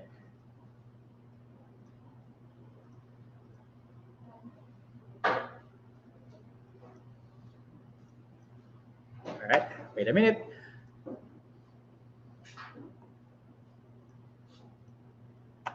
So again, buksan natin yung ating file. I don't know. Example, and then again, data source. Parents consent. Okay, since nagkakaproblema tayo, gawan natin ng paraan. Kopyahin ko yung name sa ating good moral, doon sa ating data source. Alright? Copy. And then magkikreate ako ng new data file or data source natin. Yan. So since nag-create ako ng data source, then save ko to. Kailangan nakasave yung data source natin na kasi pag hindi siya nakasave, ang mangyayari, hindi pa siya mariread ni Microsoft Word. So ipapangalan ko na lang dito ay consent. Yan, consent. And then, isa-save ko dun sa drive kung saan nakalagay yung aking activities. Then click save. Yan. So close ko muna tong isa. There you go. Then, minimize ko lang ito. So now, again, sa mailings, select recipient and then use an existing list. Right? And then, punta tayo sa directory kung saan nakalagay yung ating consent. There you go. Then click OK. Daran! May nangyari na kasi na-activate yung ribbon natin. Now, first, kailangan dito sa complete name of the learner, kailangan lumabas dyan yung name ng learner. Now, saan natin siya makikita? Dito sa insert merge field. So as you can see, meron tayo ng dalawang options. Complete name of learner and the grade level. So syempre, complete name of the learner. And then for the grade level, highlight natin yung grade level and then insert merge field ulit, grade level. Tignan natin kung tama yung ginawa natin. So meron tayong preview results. Alright? When we click preview results, kung meron tayong 50 learners kanina, therefore, 50 yung makikita natin. And automatically, kung ano yung grade level na in-specify natin, napapalitan din yung grade level. Now, once we're done, we have to click finish and merge. Alright? Meron tayong 3 options dyan. Meron tayong edit individual documents, meron tayong print documents, pero hindi naman natin kailangan i-print agad. No? Kung hindi pa naman kailangan, huwag na muna natin i-print agad. I-store muna natin sa storage device natin. So therefore, edit individual documents.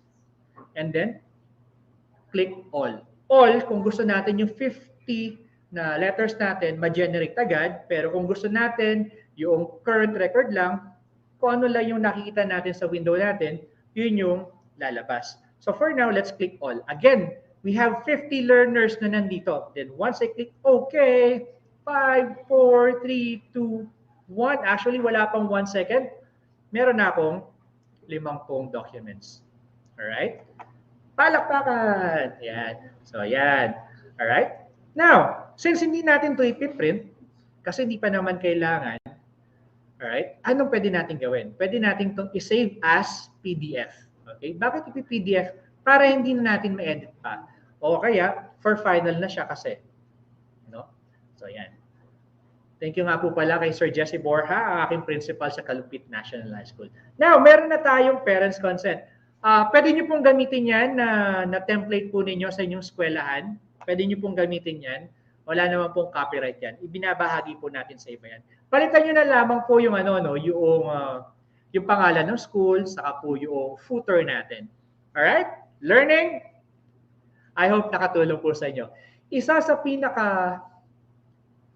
pinakamahalagang bagay na ginagawa ng mga ICT coordinators ay yung certificate of completion. Ako po kasi, teacher po ako ng junior high school. So every time na magkakaroon ng completion or recognition or ng graduation or ng moving up ceremony, syempre hindi naman sila makakapag-moving up kung wala pa silang certificate.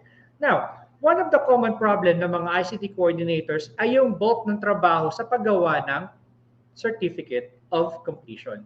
Now, for the second activity, ang materials needed po natin ay the sample certificate of completion, yung Word, and of course, the data source wallet. Now, balikan natin yung ating materials. Right? So, let's have sample certificate of completion Word. Open natin yan ulit. Diba? As you can see, doon sa ating template, ready-made na yung mga content. Right? So, sa ating certificate of completion, base sa ating depth and order 31, ang kailangan lang na makita doon na symbols or signs ay undated seal and the symbol or yung logo ng SDO natin. Kailangan mas malaki yung depth and seal compared doon sa ating SDO logo. Now, again, you can use this para sa inyong template. If not, it's okay lang kung meron po kayo sariling template. Alright. Usually sa school namin, meron kaming 400 plus learners. At ang bawat classroom, bawat section ay merong 40 learners. Now, very tasky yun sa mga advisors kung sila pa gagawa. No? So malaking tulong to sa kanila kasi with the short span of time, 3 minutes, nagawa na natin yung 400 learners natin. So again, proceed tayo sa mailings. And then, kung mapapansin nyo yung ating ribbon, yung iba naka-grade pa kasi wala pa silang pakukunan ng content. Now, again, select recipients, use an existing list kasi may database na tayo, and then, buksan natin yung data source. Sana this time gumana kasi kanina hindi gumana. Pero again, yung data source natin, tayo mismo ang nag-encode niyan. Alright? So since this is the certificate of completion, click natin yung certificate of completion. Gumana yung certificate completion data source natin kasi nag-activate yung ating data source, yung ating ribbon. Now, ano ang mga papalitan natin dyan? Ang dami yan. The name of the learner and the LRN. Kadalasan, ang mga teachers natin, isa-isa kung mag-type. Pagka isa-isa tayo mag-type, napapagod tayo. Pag napagod tayo, kadalasan yung LRN nagkakamali. To avoid errors at hindi masayang oras na paggawa natin, kailangan ma-practice po natin ang paggamit ng mail merge. Po? So very simple lang yan. Again, yung name of learner natin, kailangan nating palitan. Hinighlight ko po kasi diyan tayo maglalagay ng placeholder natin. Yung placeholder, again, yung may less than and greater than symbol. Now, insert merge field, complete name of learner. And then for the LRN, ilan po bang digits yung LRN natin? Mga advisors, mga teachers, 12. Alright? 12 digits po yan. So, minsan, nalilimutan nating palitan sa dinami-dami ng type natin, sayang ang papel, sayang ang ink, sayang ang resources. So, with this mail merge, naiwasan natin yung pag-aksaya. Now, nalagyan na natin mga placeholders natin. Greetings po kay Ma'am Zenia Mostoles, ang aming SDS dyan sa SDO Bulacan. Again, to check, click natin yung preview, nagkalaman na. And ito ang LRNE Learner Patrick Openya. No? So, 50 ulit yan. And then, kung tapos na tayo, click Finish and Merge. Click Finish and Merge. Edit individual documents. All, then click OK. Tingnan nyo, ang dami yan. Alright? Diba? From one document, na-multiply natin siya instantly into 50 documents. Alright? Medyo kakapusin tayo sa oras. Bibigyan ko kayo ng homework. Ano yung homework natin? Yung publisher. Alright? Yung publisher, sana kapag nag-upload kayo, try nyo yung publisher kung paano nyo ma-activate si mail merge kay publisher. Pero, bago kayo iwan, gamitin muna natin syempre yung certificate of recognition gamit si PowerPoint. Right?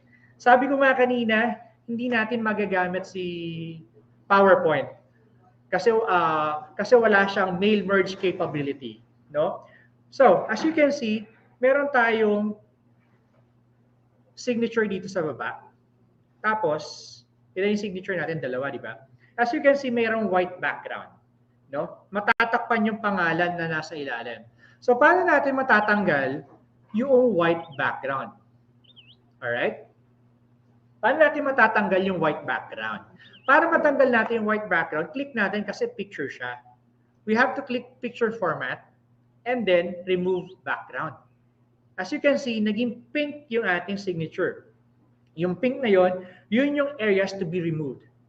Alright? Once selected na yung areas to be removed, click keep changes. And there you go. Nawala yung white background, naging transparent siya. Therefore, kitang-kita na yung pangalan ko. Ganon din yung gagawin natin sa isa. And I hope sa bahay you can practice that. Commonly, no, pagka nag-attach tayo ng digital signatures or e-signatures, nahihirapan tayo mag-edit. Kailangan ipi-PNG pa natin from a certain program or application. Then kapag PNG na siya, kasi transparent na yung background, saka natin lalagay. Madaming process. Tapos sometimes naghahang pa yung computer natin. Ito yung easiest way para makapag-remove tayo ng background. Right? Again, doon sa isang signature, shoutout po sa aking head teacher, Violeta De Leon. Kung mapapansin nyo, some of the letters ay may pink area. So meron tayong marked areas to keep and marked areas to remove. So marked areas to keep is para i-keep niya yung ibang part. Ayan. So click-click lang hanggang mawala yung mga pink part. So kung wala na, kung visible na yung blue line, click natin, keep changes. Ta-da! Now, as you can see here, merong 1B de la Cruz. Okay? Mamaya, lalagyan natin siya ng placeholder. So, ngayon, buburahin ko siya. Burahin natin kasi hindi naman natin siya magagamit mamaya. May hirapan tayong takpan siya. Now, meron tayong tatlong presentation here dito, no? Meron tayong tatlong slideshow. Hindi po pala nakikita. Patawarin niyo po ako. Ayan, ulitin ko. Balikan natin. Hindi lumabas. Alright, balikan natin. Recall po natin. Ang daming glitches talaga pag naka-live. Ayan. Mas pinili ko po kasi mag-live. Now, ano yung ginawa natin kanina? Binuksan ko yung PowerPoint doon sa ating Certificate of Recognition sample. Alright? Tapos, makita natin, meron tayong tatlong slides. Alright? So, since hindi naman natin kailangan itong tatlo, burahin na natin yung other slides, yung dalawa pa. Okay? Now, since nabura na natin, kanina sabi ko, meron tayong mga signatures na natatakpan yung pangalan. So, hindi na natin kailangan pang gumawa or gumamit ng other photo softwares to remove the background. Kasi itong ating Microsoft Office 365 ay may capability sila to remove those backgrounds. So, what to do? Select the picture, click picture format, remove background. Alright? Yung pink area, yan yung mga areas to be removed. And then click keep changes. As you can see, nawala yung white. Alright? Now, itong isang signature natin, may white background pa din or may white part pa din. So again, remove background doon sa ating picture format. And then, since merong pink area doon sa letters, we have to click mark areas to keep. Alright? Sundan natin yung letters. Kapag nakita nyo na blue na yung letters natin, so, click Keep Changes. And nawala yung background natin. So, dito, tatanggalin natin pangalan ni Juan de la Cruz. Naging guide lang naman natin to. So, magagamit natin to kapag meron tayong classroom recognition. No, kasi yung classroom recognition awards naman natin, customized ni advisor yan. So, here, we can save this as JPEG or picture. So, save natin yung slide number 1 natin as picture. So, paano mag-save? Click File, and then Save As. And then, from the options, click JPEG. There you go. And then, hanapin natin yung folder location. Click Browse. Ilalagay natin siya sa sample activities, then click save. Wala po itong picture dun sa inyong material sa all slides. Kung gusto lahat nyo ng slides ay ma-save, or kung gusto nyo yung first slide lang, just this one. Alright? Now, Since Microsoft Word and Publisher lang ang may capability to do mail merge, kailangan natin magbukas ng Microsoft Word. There you go. Since some of our certificates ay naka-landscape, let us apply necessary formatting. No? Kung kailangan nating pag-aralan yung formatting, don't worry, sooner or later, babalikan natin yung basics ni Word, Excel, PowerPoint. But for now, okay, gagabayan ko po muna kayo. So, yung orientation natin, gawin nating landscape, and then insert picture. Anong picture ang insert natin? Yung picture from the PowerPoint. Saan natin makakuha? Saan natin makikita? Makikita natin yan doon sa materials natin. Ayan. Now, ayan, meron na tayong picture dito. Ang kulang na lang dito is yung ating placeholder. Alright? Let's do some text wrapping in front of text para ma-move natin. Huwag yung kakalimutan nyo na pag naglagay kayo ng picture para na-navigate yung picture natin doon sa ating Word file or doon sa ating Word, Microsoft Word, kailangan yung picture i-click po natin and then wrap text and then in front of text. Tanda po natin lagi yan. Now, kailangan natin maglagay ng placeholder. Anong tool to put a placeholder? So, insert, lagay natin dyan is yung text box. Lagay tayong text box. There you go. And then, apply necessary formatting. There you go. Ilalakyan ko na yung font size. Alright? And then, lagay ko lang ng tags. Name. Alright? Saan ako kukuha ng name? Medyo litan ko konti. Saan ako kukuha ng name? Kukuha ko ng name doon sa ating data source or doon sa ating Microsoft Excel. Okay. There you go. Now, again, let's do mailings.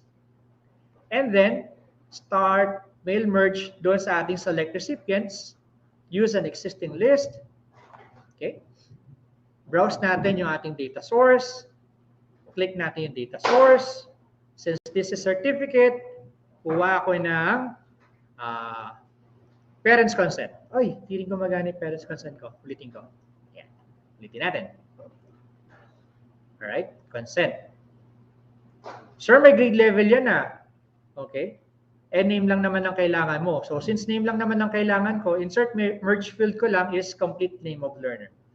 Napansin nyo, medyo malaki yung ating font style, hindi nagkasya sa box. So, syempre, we need to do necessary formatting hanggang sa magkasya siya. Yan. Kaso sir, merong line yung ating text box. Tanggalan natin ang line yung ating text box. Okay, picture format. Tapos, tanggalan natin ang line, shape outline. No outline. There you go. Now, balik tayo sa mailings. And then, check natin kung walang lumalagpas na pangalan. Yan, 50 names po yan. If wala namang error, walang lumalagpas na pangalan, at satisfied na tayo sa formatting natin, click natin Finish and Merge, Edit Individual Documents. Then click OK. Daran! Nakikita niyo yung productivity natin, di ba? And with using mail merge, bumibilis yung trabaho natin, na-avoid natin yung too many typings, na-avoid natin yung clerical errors, kaya intended po talaga ito sa mga registrars, admin staff, teachers, advisors, na hanggang ngayon gumagawa pa rin ng mga manual documents. Alright? Hindi naman pa siya nawawala sa panahon ngayon No?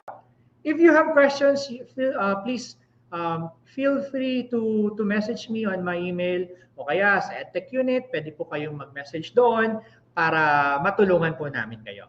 Alright?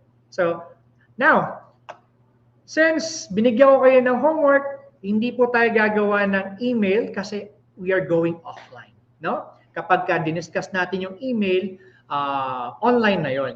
So again, yung real documents ang ating pag-uusapan. Ano homework ninyo? I-try nyo po doing mail merge using Publisher. Okay? Bago tayo magtapos, tandaan po natin, quality education can be achieved when one is eager to learn and is innovative. I am Sir Marco Paulo Victoriano, your EdTech Unit Specialist. Mag-ingat po ang lahat, stay safe, and enjoy the rest of the webinar.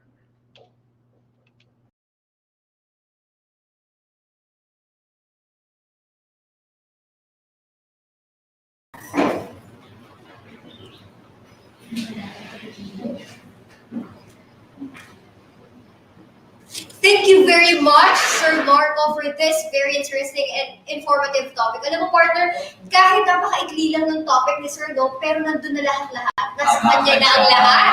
Tunay nga na si Sir Marco ang crush ng bayan at minamay ng lahat. Pero sabi nga ng Teachers Be Like, huwag niyo inaano si Sir Marco dahil may asawa at anak na yan. Kayo naman Shoutout naman. issue ha. Shoutout natin yung wife ni Sir Marco tsaka ni Yes, hello po sa inyo na nanonood all the way from Bulacan. And you know what, teacher? I remember last time, yung Educational Technology Unit offered a course like Microsoft Educate, Certified Educator, Google Certified Educator, and so much more. And you know what? Every Saturday, they even have like tech talks na mapapanood sa kanilang Facebook page. Kaya pag may opportunity na dumating sa iyo, lalo na makakatulong sa inyo as a teacher, huwag na kayo patumpik-tumpik pa, grab it, kasi who knows, nandito na ang hinahanap mo.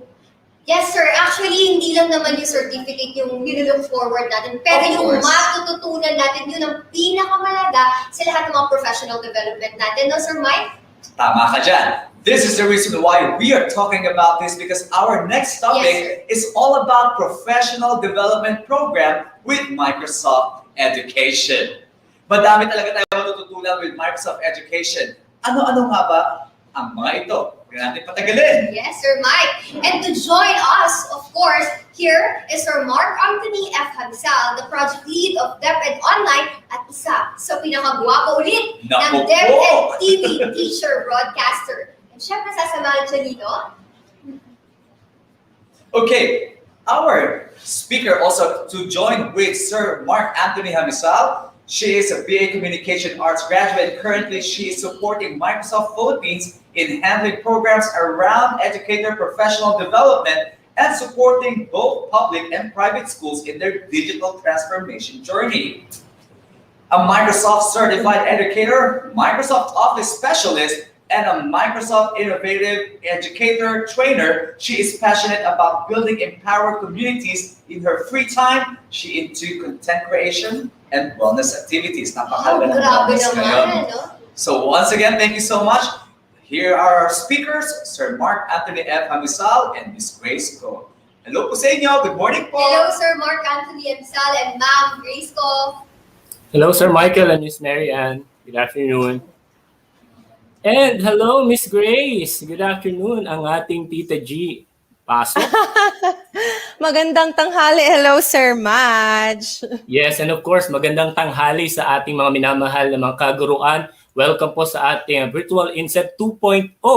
At tayo ngayon ay nasa session, ang topic na pag-uusapan natin ay tungkol sa professional development. Time check, alam namin na 11:52 na. And alam din namin kung gaano ka-flexible at kung gaano ka-talented ang ating mga teachers. Yung iba dyan baka sumusubo na o baka nagluluto o nagpe-prepare, Miss Grace. Yes.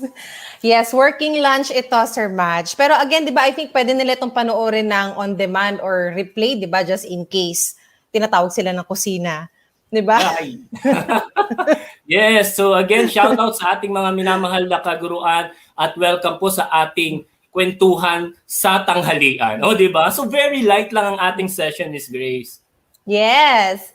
Okay, game, Sir Madge. Ano pag-usapan natin? So again, we all know, Ma'am Grace, that education is a never-ending process. So let's present now my presentation po. And it doesn't stop. Nung nag-graduate tayo, nag-MA tayo, yung iba nag-continue sa doctoral nila. And alam niyo yun na talagang ang mga teachers alam na alam yan. No? Na, ayan, so nakashare na.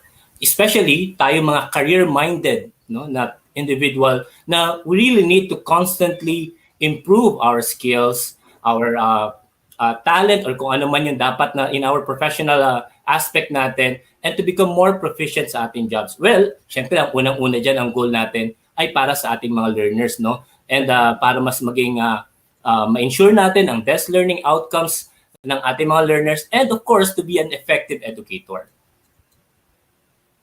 Yes, Ms. Grace. So, unang question ko ngayon, mga teachers natin. Kaway-kaway naman dyan. Pwede ba kayo mag-send ng heart or mag-thumbs up na anong sagot po ninyo dyan? Hello, kumusta po kayo? Kaya pa? Alright. So, again, in-insert ko lang yan, Ms. Grace, kasi nga gusto nating light lang ang ating session. Yes. Ayan, So, dami, our Sir agenda, Madge, still watching. Nanonood I'm pa still sila watching, lahat. yes. Maraming salamat sa ating mga still watching at nag-heart. Alam mo ba na maraming nag-PPM ng pa-shoutout pero sa sobrang haba nila. Kaya in general na lang po lahat ng ating mga teachers, Luzon, Visayas at Mindanao at kung saan ka mang panig ng mundo. So ang agenda natin is Grace is to discuss ano ba yung mga professional development programs na nakonduct ng ating DepEd EdTech Unit in partnership with Microsoft Philippines. So na-mention nga kanina ng ating mga hosts, ang Tech Talks at My Tech Talk na nag-start nung nakakasulat dito sa agenda, Miss Grace, may pa-season 1. So ibig sabihin ba may pa-season 2? Nako, abangan nila yan. Abangan. Yes, so nag-start tayo this year. This year ng February hanggang August. And then we will also share yung ating Microsoft Education Ambassadors 2021. So nagkaroon tayo ng memo dyan, nag-announcement tayo dyan, may parang selection committee tayo dyan, at talagang dumaan sa butas ng karayong kung sino man ang mga nakapasa. So later on, may announcement din tayo dyan. Microsoft certifications. Alam nyo ba, may mga teachers tayo na successfully na naging certified. Mamaya i-recognize din natin yan. And of course, ang ating Itulay Summer Camp at kung saan meron tayo diyang program na Microsoft DigiKids. Yan, later showcase din natin yung mga learners din natin. And then our Microsoft Education Center or Educator Center, our certified Microsoft Innovative Educators, ang DepEd Commons na may bagong features at may bagong menu na talagang mamaya i-share ni Miss Grace. At yun nga, no, Tech Talk Season 2, Minecraft Education Edition Rollout, and ang bagong-bagong feature ng Microsoft Teams, ang Reading Progress, which is excited din tayo para dyan dahil nga sa paparating na Nobyembre or November ay ang ating reading month or may pinagdidiriwang tayo na araw ng pagbasa. Alright? So let's have an update po sa ating Tech Talks and My Tech Talk na talagang alam natin, no, this yung managing session natin, Miss Grace, na hindi lamang about teaching strategies, about applications, meron din tayong mga naging bisitang mga industry experts. Yes. Yes. So again talagang yung importante rin ito sa ating professional development program na meron tayong magigain na mga knowledge and industry insight. So halimbawa yan, ano ba yung mga updates ngayon sa STEM? Lalo na kung naalala mo, Miss Grace, may naimbitahan tayong scientist na from the US na naging speaker natin. Meron tayong mga industry app developers. Meron tayong mga CEOs lang naman ng mga companies na nag-share ng kanilang best practices as well. And then yung mga na-design, mga projects na naging best practices ng ating mga iba't ibang schools, iba't ibang region na talagang wow, no? Lalo na hindi ko makakalimutan, Miss Grace, yung ating session din, yung Women's Month. Yes, last March. Yes, so talagang nakita natin yung mayroon tayong scientists na female scientists, mathematicians, etc. na talagang hin-highlight din natin. And again, we customize and we tailor-fit itong mga sessions natin based halimbawa sa ino-observe natin na celebration, kinakandak, halimbawa, nagkandak tayo ng Microsoft Excel kasi that month ay preparation ng grades or assessment. So talagang we really tailor-fit yung ating programa sa Tech Talks at My Tech Talk. At na-mention nga ni Miss Isang kanina, no, more than 2 million ang ating naging reach sa ating mga session sa Tech Talks at My Tech Talks. At syempre, ito ay continuous na lumalaki because of our partners, ang ating masisipag na Microsoft Education Ambassadors. Shout out naman dyan sa ating mga kamayas, kapatid. Mga mayas. Ayan, so ating Microsoft Education Ambassadors, salute sa inyo. And syempre, ang ating mga external partners, ang ating Line Learning Solutions, na sina Sir John Erwin Magno, ang ating Magno Brothers. Hello sa inyo, sir. Si Sir Charles, si Sir Uper, si Miss Emil, and of course, ang Udentes Technologies headed by Sir Francis at ang kanyang team. And of course, ang ating Microsoft Philippines, Miss Isang at Miss Grace ko, na talagang pag may sinabi tayong programa, Miss Grace, Miss Isang, ito na, tapos nagko-collaborate na, pinagsama-sama na lahat ng mga ideas, at ito na. So talagang, ito yung ating Tech Talks at My Tech Talk. Alright, so again, we also have our certified Microsoft Innovative Educators. Miss Grace, ano ba tong idea natin about the MIEs? Yes, so Sir Madge, I remember this was an idea na parang napag-usapan ng Microsoft and ETU na magkaroon tayo ng campaign na via DepEd EdTech Unit, we will encourage more teachers to earn their first international certificate from Microsoft, which is a certified MIE. So dahil po yan sa partnership at continuous hard work ng ating teachers, Sir Madge, ilan ba ang ating na-certify this year?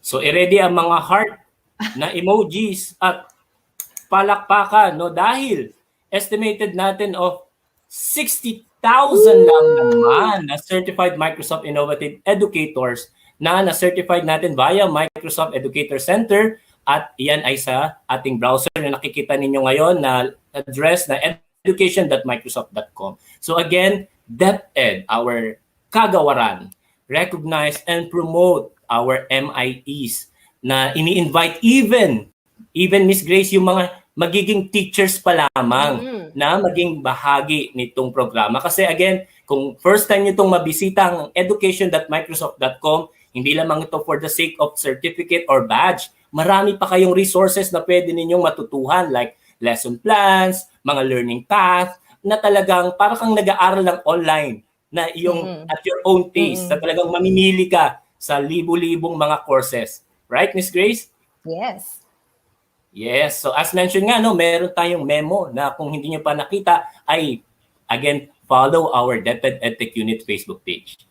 Ayan. So ang next natin ay ang pagbibigay po guys sa ating Microsoft Education Ambassadors. Through our MEA program, we are empowering thousands of teachers from our DepEd from Luzon, Visayas, and Mindanao para sila, of course, yung mga ICT tools, trends, technology, at syempre, sabi nga rito, a sustainable community. Ano nga masishare mo doon, Miss Grace, sa ating, lalo na, matagal na kayong, marami na tayong mga MEAs talaga na existing ngayon, ano?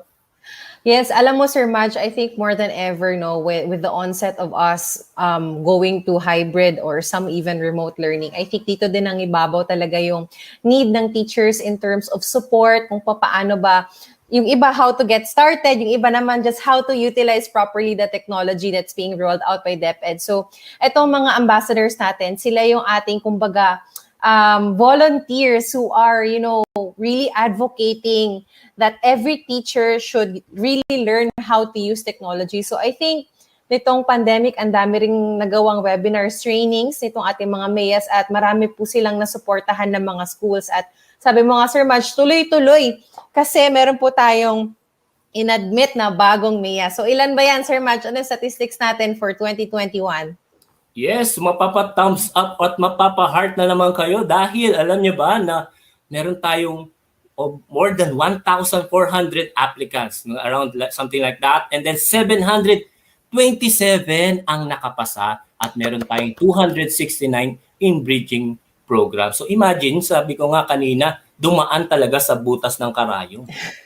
Yes. Yes, so talagang hindi lang po ito yung parang nag-apply lang no na may sinabit na papers. Ano pa ba Miss Grace yung mga pinasa nila? Yeah, parang they had to submit their video, talagang their intent, bakit ba nila gusto maging part ng program. Kasi nga Sir Madge, gusto talaga natin na this program is really built on the advocacy of, us willingly empowering our teachers so that we can help more learners. So, yun, actually, Sir Madge, fun fact, ito po yung biggest na recruitment na nagawa po namin sa Microsoft. Wow.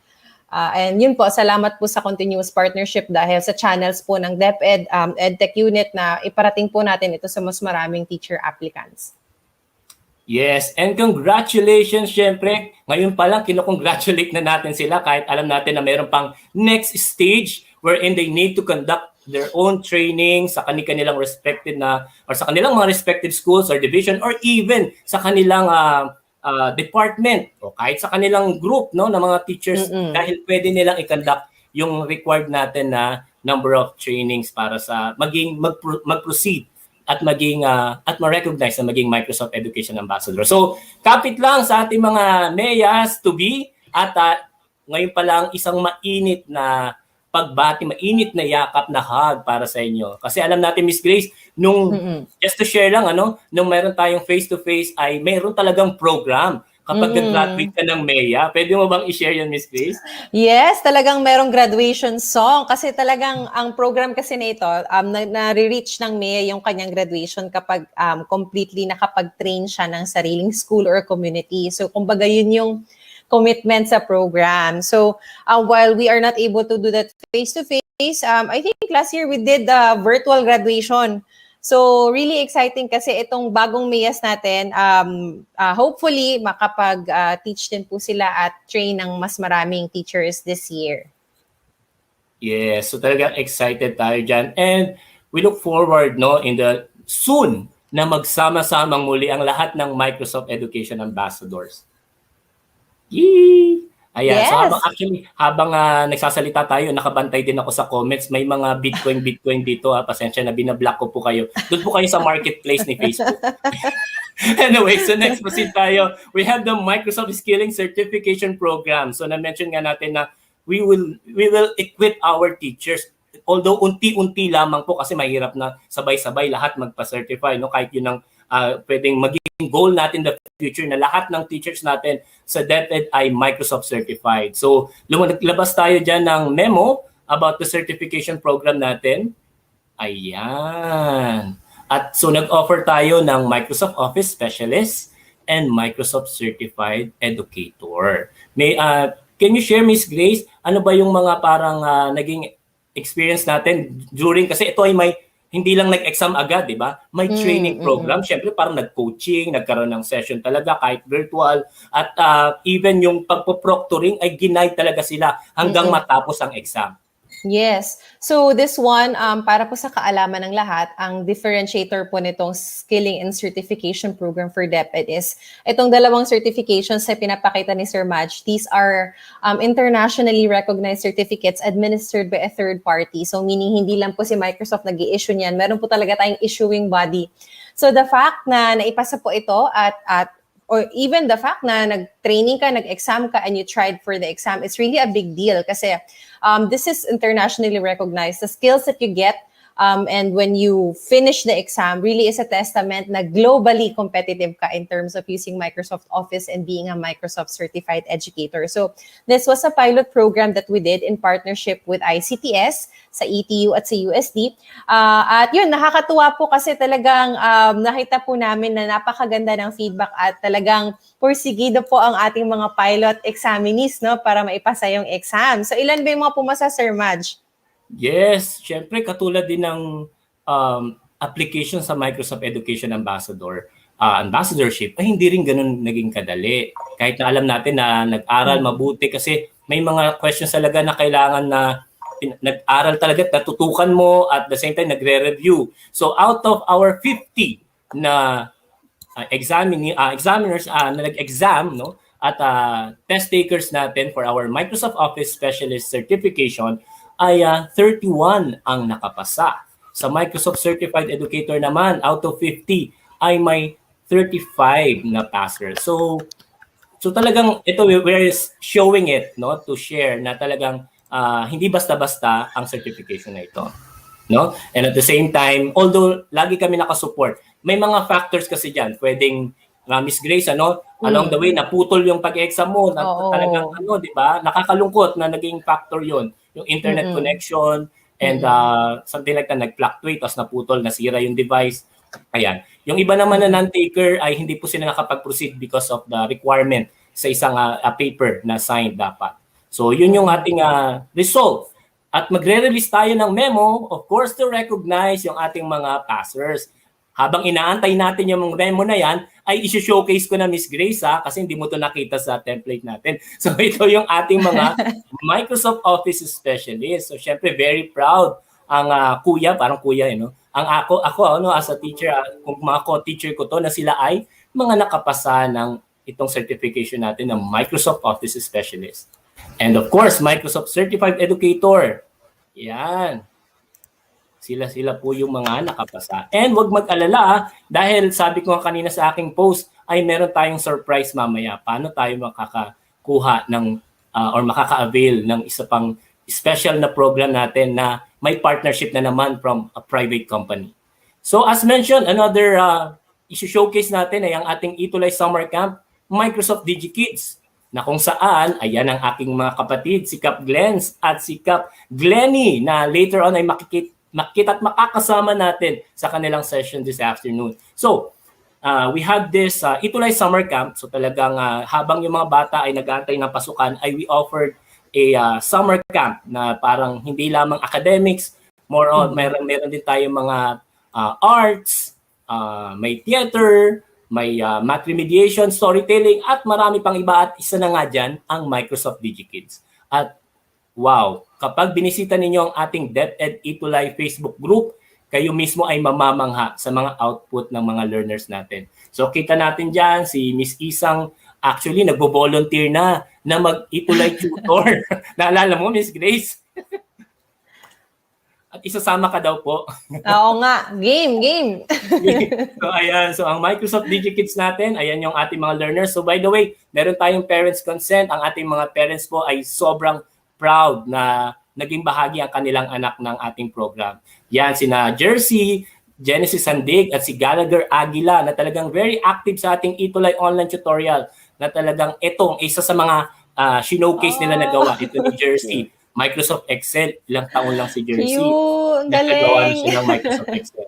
So, isa lamang yan. Meron silang presentation na pinaka-final output nila at marami pang iba. So, syempre ang pinaka-proud nga dyan ay ang mga parents. So, sinama natin sila during the parang graduation na event ng ating Itulay. And ayan, so yung mga messages nila talagang sobrang affected ako, Miss Grace, na talagang ganun yung impact at ganun yung pagmamahal ng mga magulang natin sa Itulay online tutorial. So kaya naman, next school year ay makakasama ulit namin ang ating mga learners, nyo kami, ang inyong mga tutors sa ating Itulay. So again, don't forget na i-follow or mag-join sa ating Itulay, DepEd Itulay Facebook group.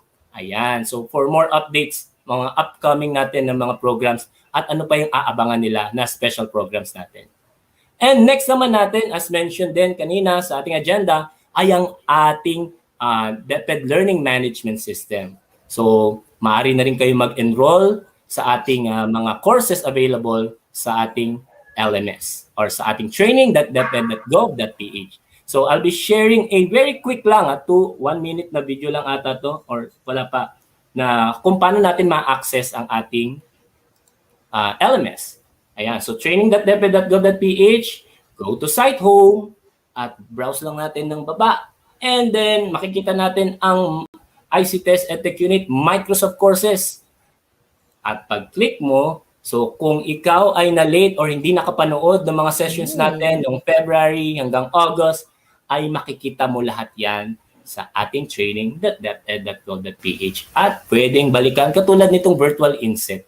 So, ayan. So, excited tayo dyan na sana ay makasama at maka-enroll din kayo sa ating training.deped.gov.ph or ang ating PDLMS for teachers. So, again, ito ay even our private teachers pwede rin po or to be teachers ay pwede kayong mag-enroll. Alright? So, yan ang ating learning management system. And, eto na, Miss Grace, eto na yung surprise ko. Sabi ko kanina na meron tayong private na partner from ito ay hindi magiging possible without our connections sa ating partner with Sir Francis ng Odentes. So you'd like to, of course, unang-una pa lang magpapasalamat na ako sa Lenovo for providing the 100 vouchers for our teachers for Microsoft Certified Educator. So ilalabas or i-release natin ang memo na Lenovo Upskilling and Certification Programs for DepEd soon, no? Dahil maghahanap pa tayo ng 40, 30, at 30. So total of 100 teachers from Luzon, Visayas, and Mindanao na makakapag-avail or makakakuha hindi lamang ng voucher ng certification but also training, no? Pati yung training ninyo, training bundle, pati yung pag-assist during the exam, proctoring, ayan. So all the way ay sasamahan namin kayo. So again, paano?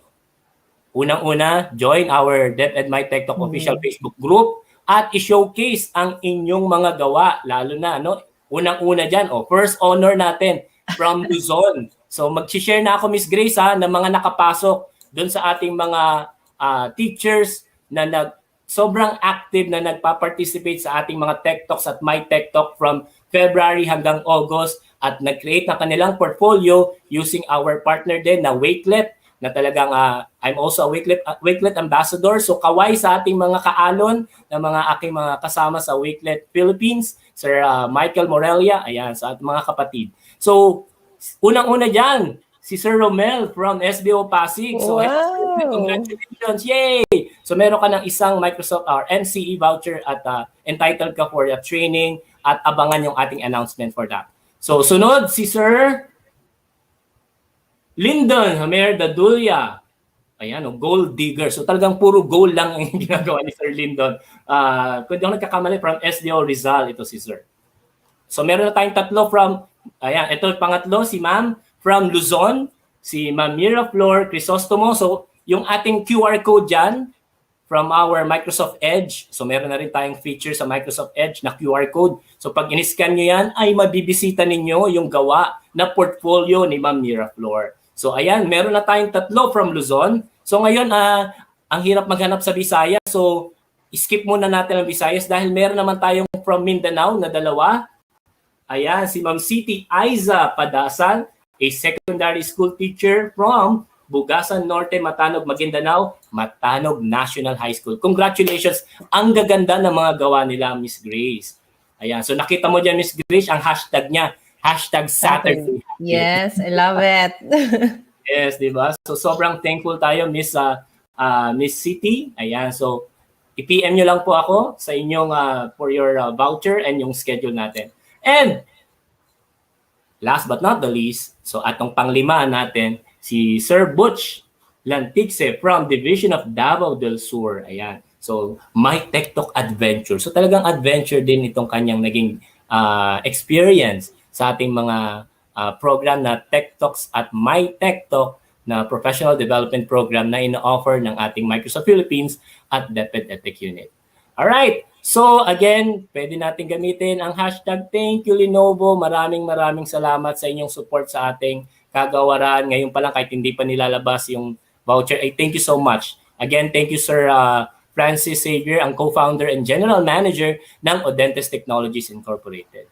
So, siguro Miss Grace, I would like also to commend din ang aking team na parang jigsaw puzzle na kung saan it's our team members talaga ay nagtutulungan. We do have different shape, different style, different na tinuturo, or different kung saan man kaming lugar, and we do have different needs. But pag pinagsama-sama natin, no, yung ating team na yan, so recognizing each team or piece of jigsaw, ay nabubuo ang isang tcharan!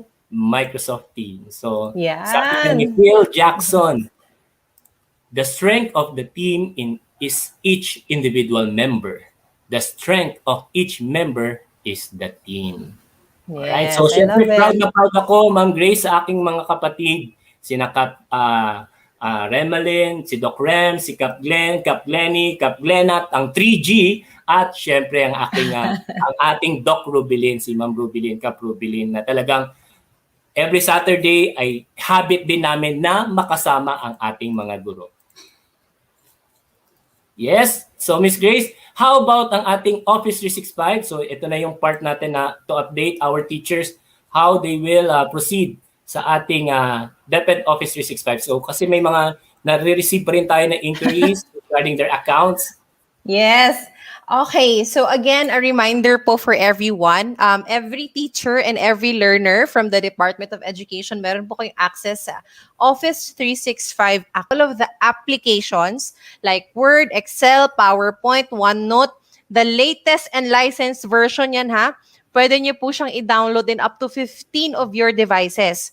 So, isa pa pong app na kasama na naka-license po sa DepEd ay ang Minecraft Education Edition. So, libre po ito. Again, all you need is your Office 365 account. So for you to be able to download that, simply go to portal.office.com. So doon nyo po makikita yung installation link. And ang license nyo po ay ang inyong DepEd email, Office 365 email at password. So sakasakaling wala pa po kayong Office 365 accounts, for teachers, you may contact your school IT officer. For the learners naman, you may coordinate with your school ICT coordinator. So sana magamit nyo po dahil lalo na ngayon, timely as we start the new school year. So all of these apps will really contribute to your productivity. Okay.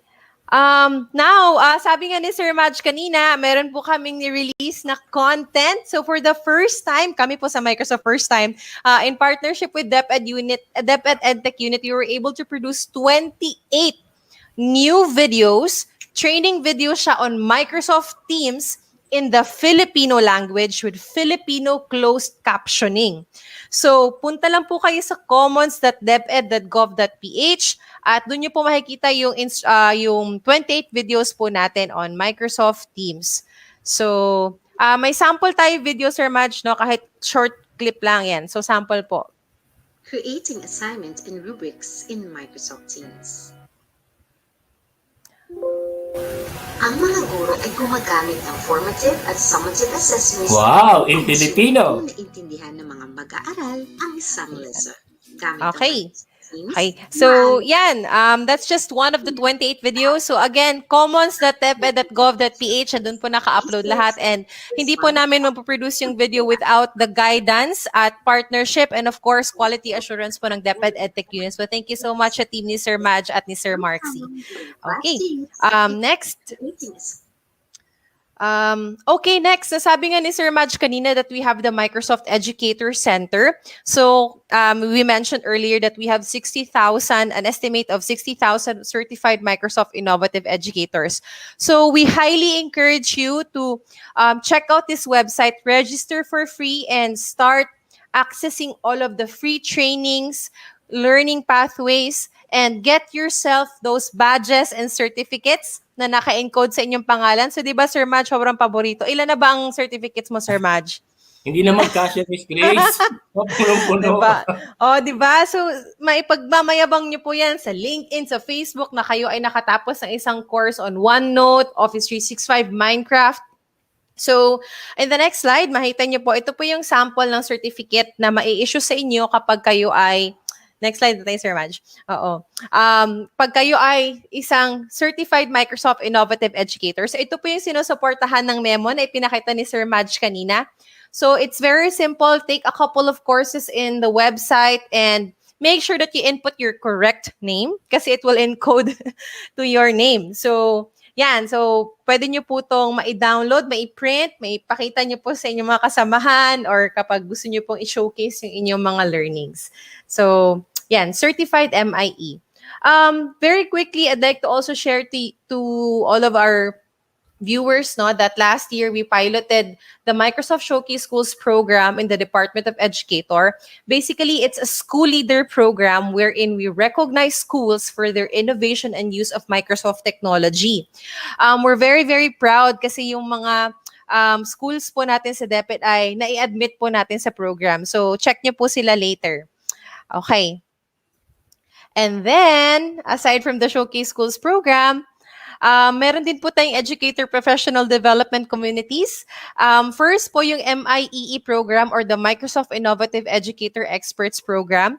So this is a global recognition of Microsoft for educators who really shine in terms of using Microsoft technology. The application season actually closed last July 15 and upon checking, marami-rami po tayong teachers from DepEd who passed the program. So abangan nyo po ang announcement mid-September. And just in case kayo po ay na-inspire sa mga learnings nitong virtual Inset at yung mga Microsoft learnings natin, the program will actually reopen on October 2021. So check nyo po yung aka.ms/MIE expert. So, yan, si Sir Maj, nag-apply ka dito, no? Yes! Okay. Okay. And then finally, sabi nga ni Sir Maj kanina, marami po tayong programa na tinatrabaho together with EdTech Unit. So watch out. Number 1, Minecraft Education Edition. We are continuously rolling that out. Trainings are happening. Champion programs are happening. A training will happen this afternoon. So watch out for that. Second is we are actually working closely now with some offices in DepEd, pati ang ETU, to roll out naman po yung ating trainings and enablement for DepEd learners. So last June, we did a nationwide event wherein we help grade 12, grade 11 and 12 students build an impactful resume and their own LinkedIn profile. So masusundan po yan, kaya abangan niyo po. Yes, At Miss Grace. lastly, In yes, partnership sir. yan with Youth Formation Division. Yes. Shout out kay Sir Adolf. Hello, sir. Hi, Sir Magpagaling ka. Adolf. Magaling ka agad. Ayan, so abangan nyo po kasi marami pong in partnership with ETU and YFD soon. And then, abangan nyo po ang Tech Talk Season 2 coming October 2021. So sabi nga ni Sir Madge kanina, Season 1 yung last time. So Season 2 is coming. So magbabalik po ang ating hashtag Saturday Habits with DepEd, ETU, and Microsoft. Okay. And then, finally, as a short teaser, sabi nga ni Sir Madge kanina, this coming November is Reading Month. And one of the most amazing features of Microsoft Teams actually rolled out, wherein we help learners with their literacy and track their reading progress. So, konting patikim po sa kung ano ang reading progress. And hopefully, you can join us once we launch the Reading Progress Enablement Sessions on November. Take it away, Sir Madge.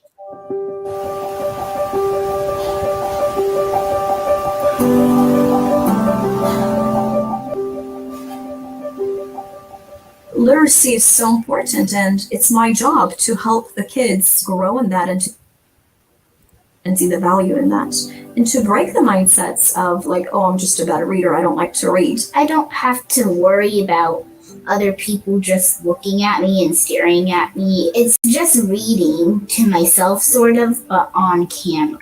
When I came across Reading Progress, I was able to say, hey, I've assigned a passage to each and every one of you guys. At your reading level, I want you to record you reading this passage. I was surprised that when the whole class came back, literally within 10 minutes, everyone was already done. Having that recording, I'm able to spend ample amount of time to analyze, and instead of using my instructional time, it allows me to use my planning time to figure out how do I intentionally approach every student, the whole class, this is what I'll teach them, and maybe this one specific individual student, I need to address with him or her this specific area. Reading Progress has really motivated a lot of kids to work harder and kind of gave them ownership of their learning. Well, as a mother and an educator, you know that the conference with the student is the most powerful piece. It's not necessarily them reading and recording. It's what you do with that reading and with that recording. And she's able to capitalize on that even faster now. It probably helps me be a better reader because I can actually listen to myself. And if I did say a word wrong or something, I'd be able to say it better the next time because I know that I said it wrong. Struggling readers, they struggle, so they avoid reading. And by avoiding reading, they struggle even more. And so it's been really cool to watch how my kids are, reading more at home. They're more excited to read in the classroom. They have their personal goals that they've made, not me. And so they're excited to work. Coming from an administrative perspective is that this isn't just a classroom tool. Because we have so much access to data, that this is a powerful tool to change the learning trajectory of a building. But watching her grow in her reading, it's been a joy for me. I used to love reading as a child, and I wanted that for her. Now that we use the app, I'm more confident. I'm less worried about it. Get worried about a lot of things, but reading now is one of the things that I'm not worried about anymore.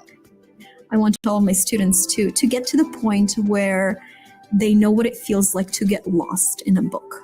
Favorite part is when I get to a really interesting part in the book and then I can't stop reading it, and it's really fun.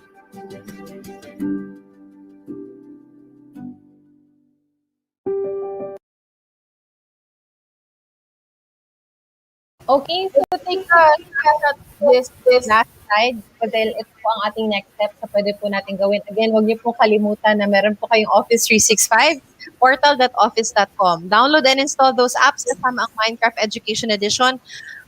Earn your free certified MIE badges at education.microsoft.com at panatilihin po ang laging nakaantabay sa DepEd EdTech Unit Facebook page for more updates on our program. So thank you so much, Sir Madge.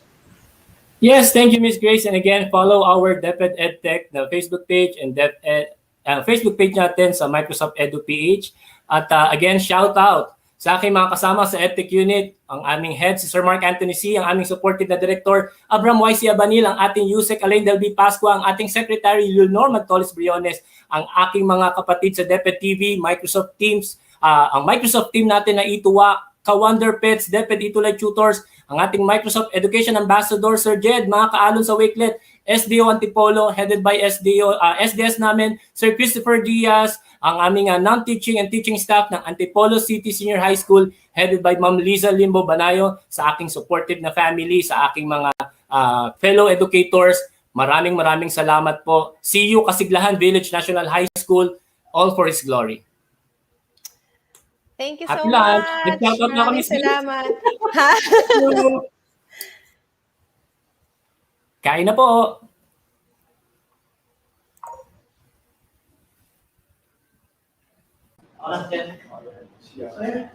Again, thank you very much po, Sir Mark Anthony Habisal and Ma'am Grace ko for that topic. Alam mo, partner, ang dami kong natutunan no, na ang Microsoft Education Philippines, akala ko tungkol lang siya sa mga word processing, PowerPoint presentation, pero talagang sumusulong edukalidad din sila, di ba? Yes, there's actually more than that, Teacher Mary Ann. And of course, I really want to thank talaga DepEd Philippines and Microsoft Education for this partnership kasi ang dami talaga magbe-benefit with this, especially with the situation that we have now, di ba?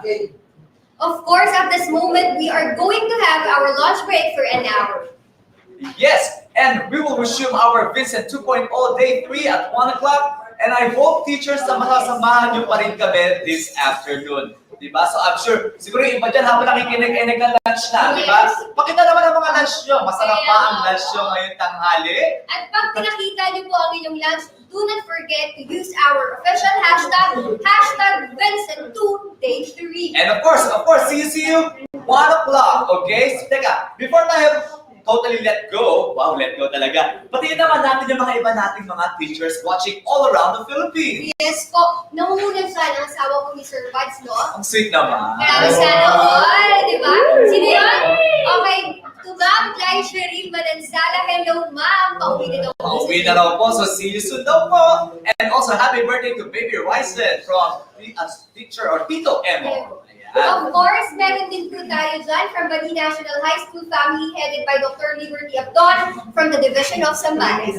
Happy 30th anniversary, Ma'am Mirasol and Kuya Amang Binuya from TLE Family San Ricardo National High School. Happy anniversary po! Ayan siguro? Po. Siguro last one po natin ay ang from SDO Caloocan, ang pinaka-effective and young at heart, Huling Dr. Nanette Lozaria. And sorry. nandun syempre ang pinakamaganda rin na si Dr. Jocelyn B. Alenya. Ayan, super yes na rin, teacher. Okay. Tito Rayon Fortuna, Santo Niño Elementary School, Sablayon, Occidental Mindoro, kay Teacher Mirasol Fortuna Calabio. Happy lunch po sa inyong lahat. Maraming salamat. And see you at 1 o'clock dito lamang sa Vincent 2 Day 3. See you!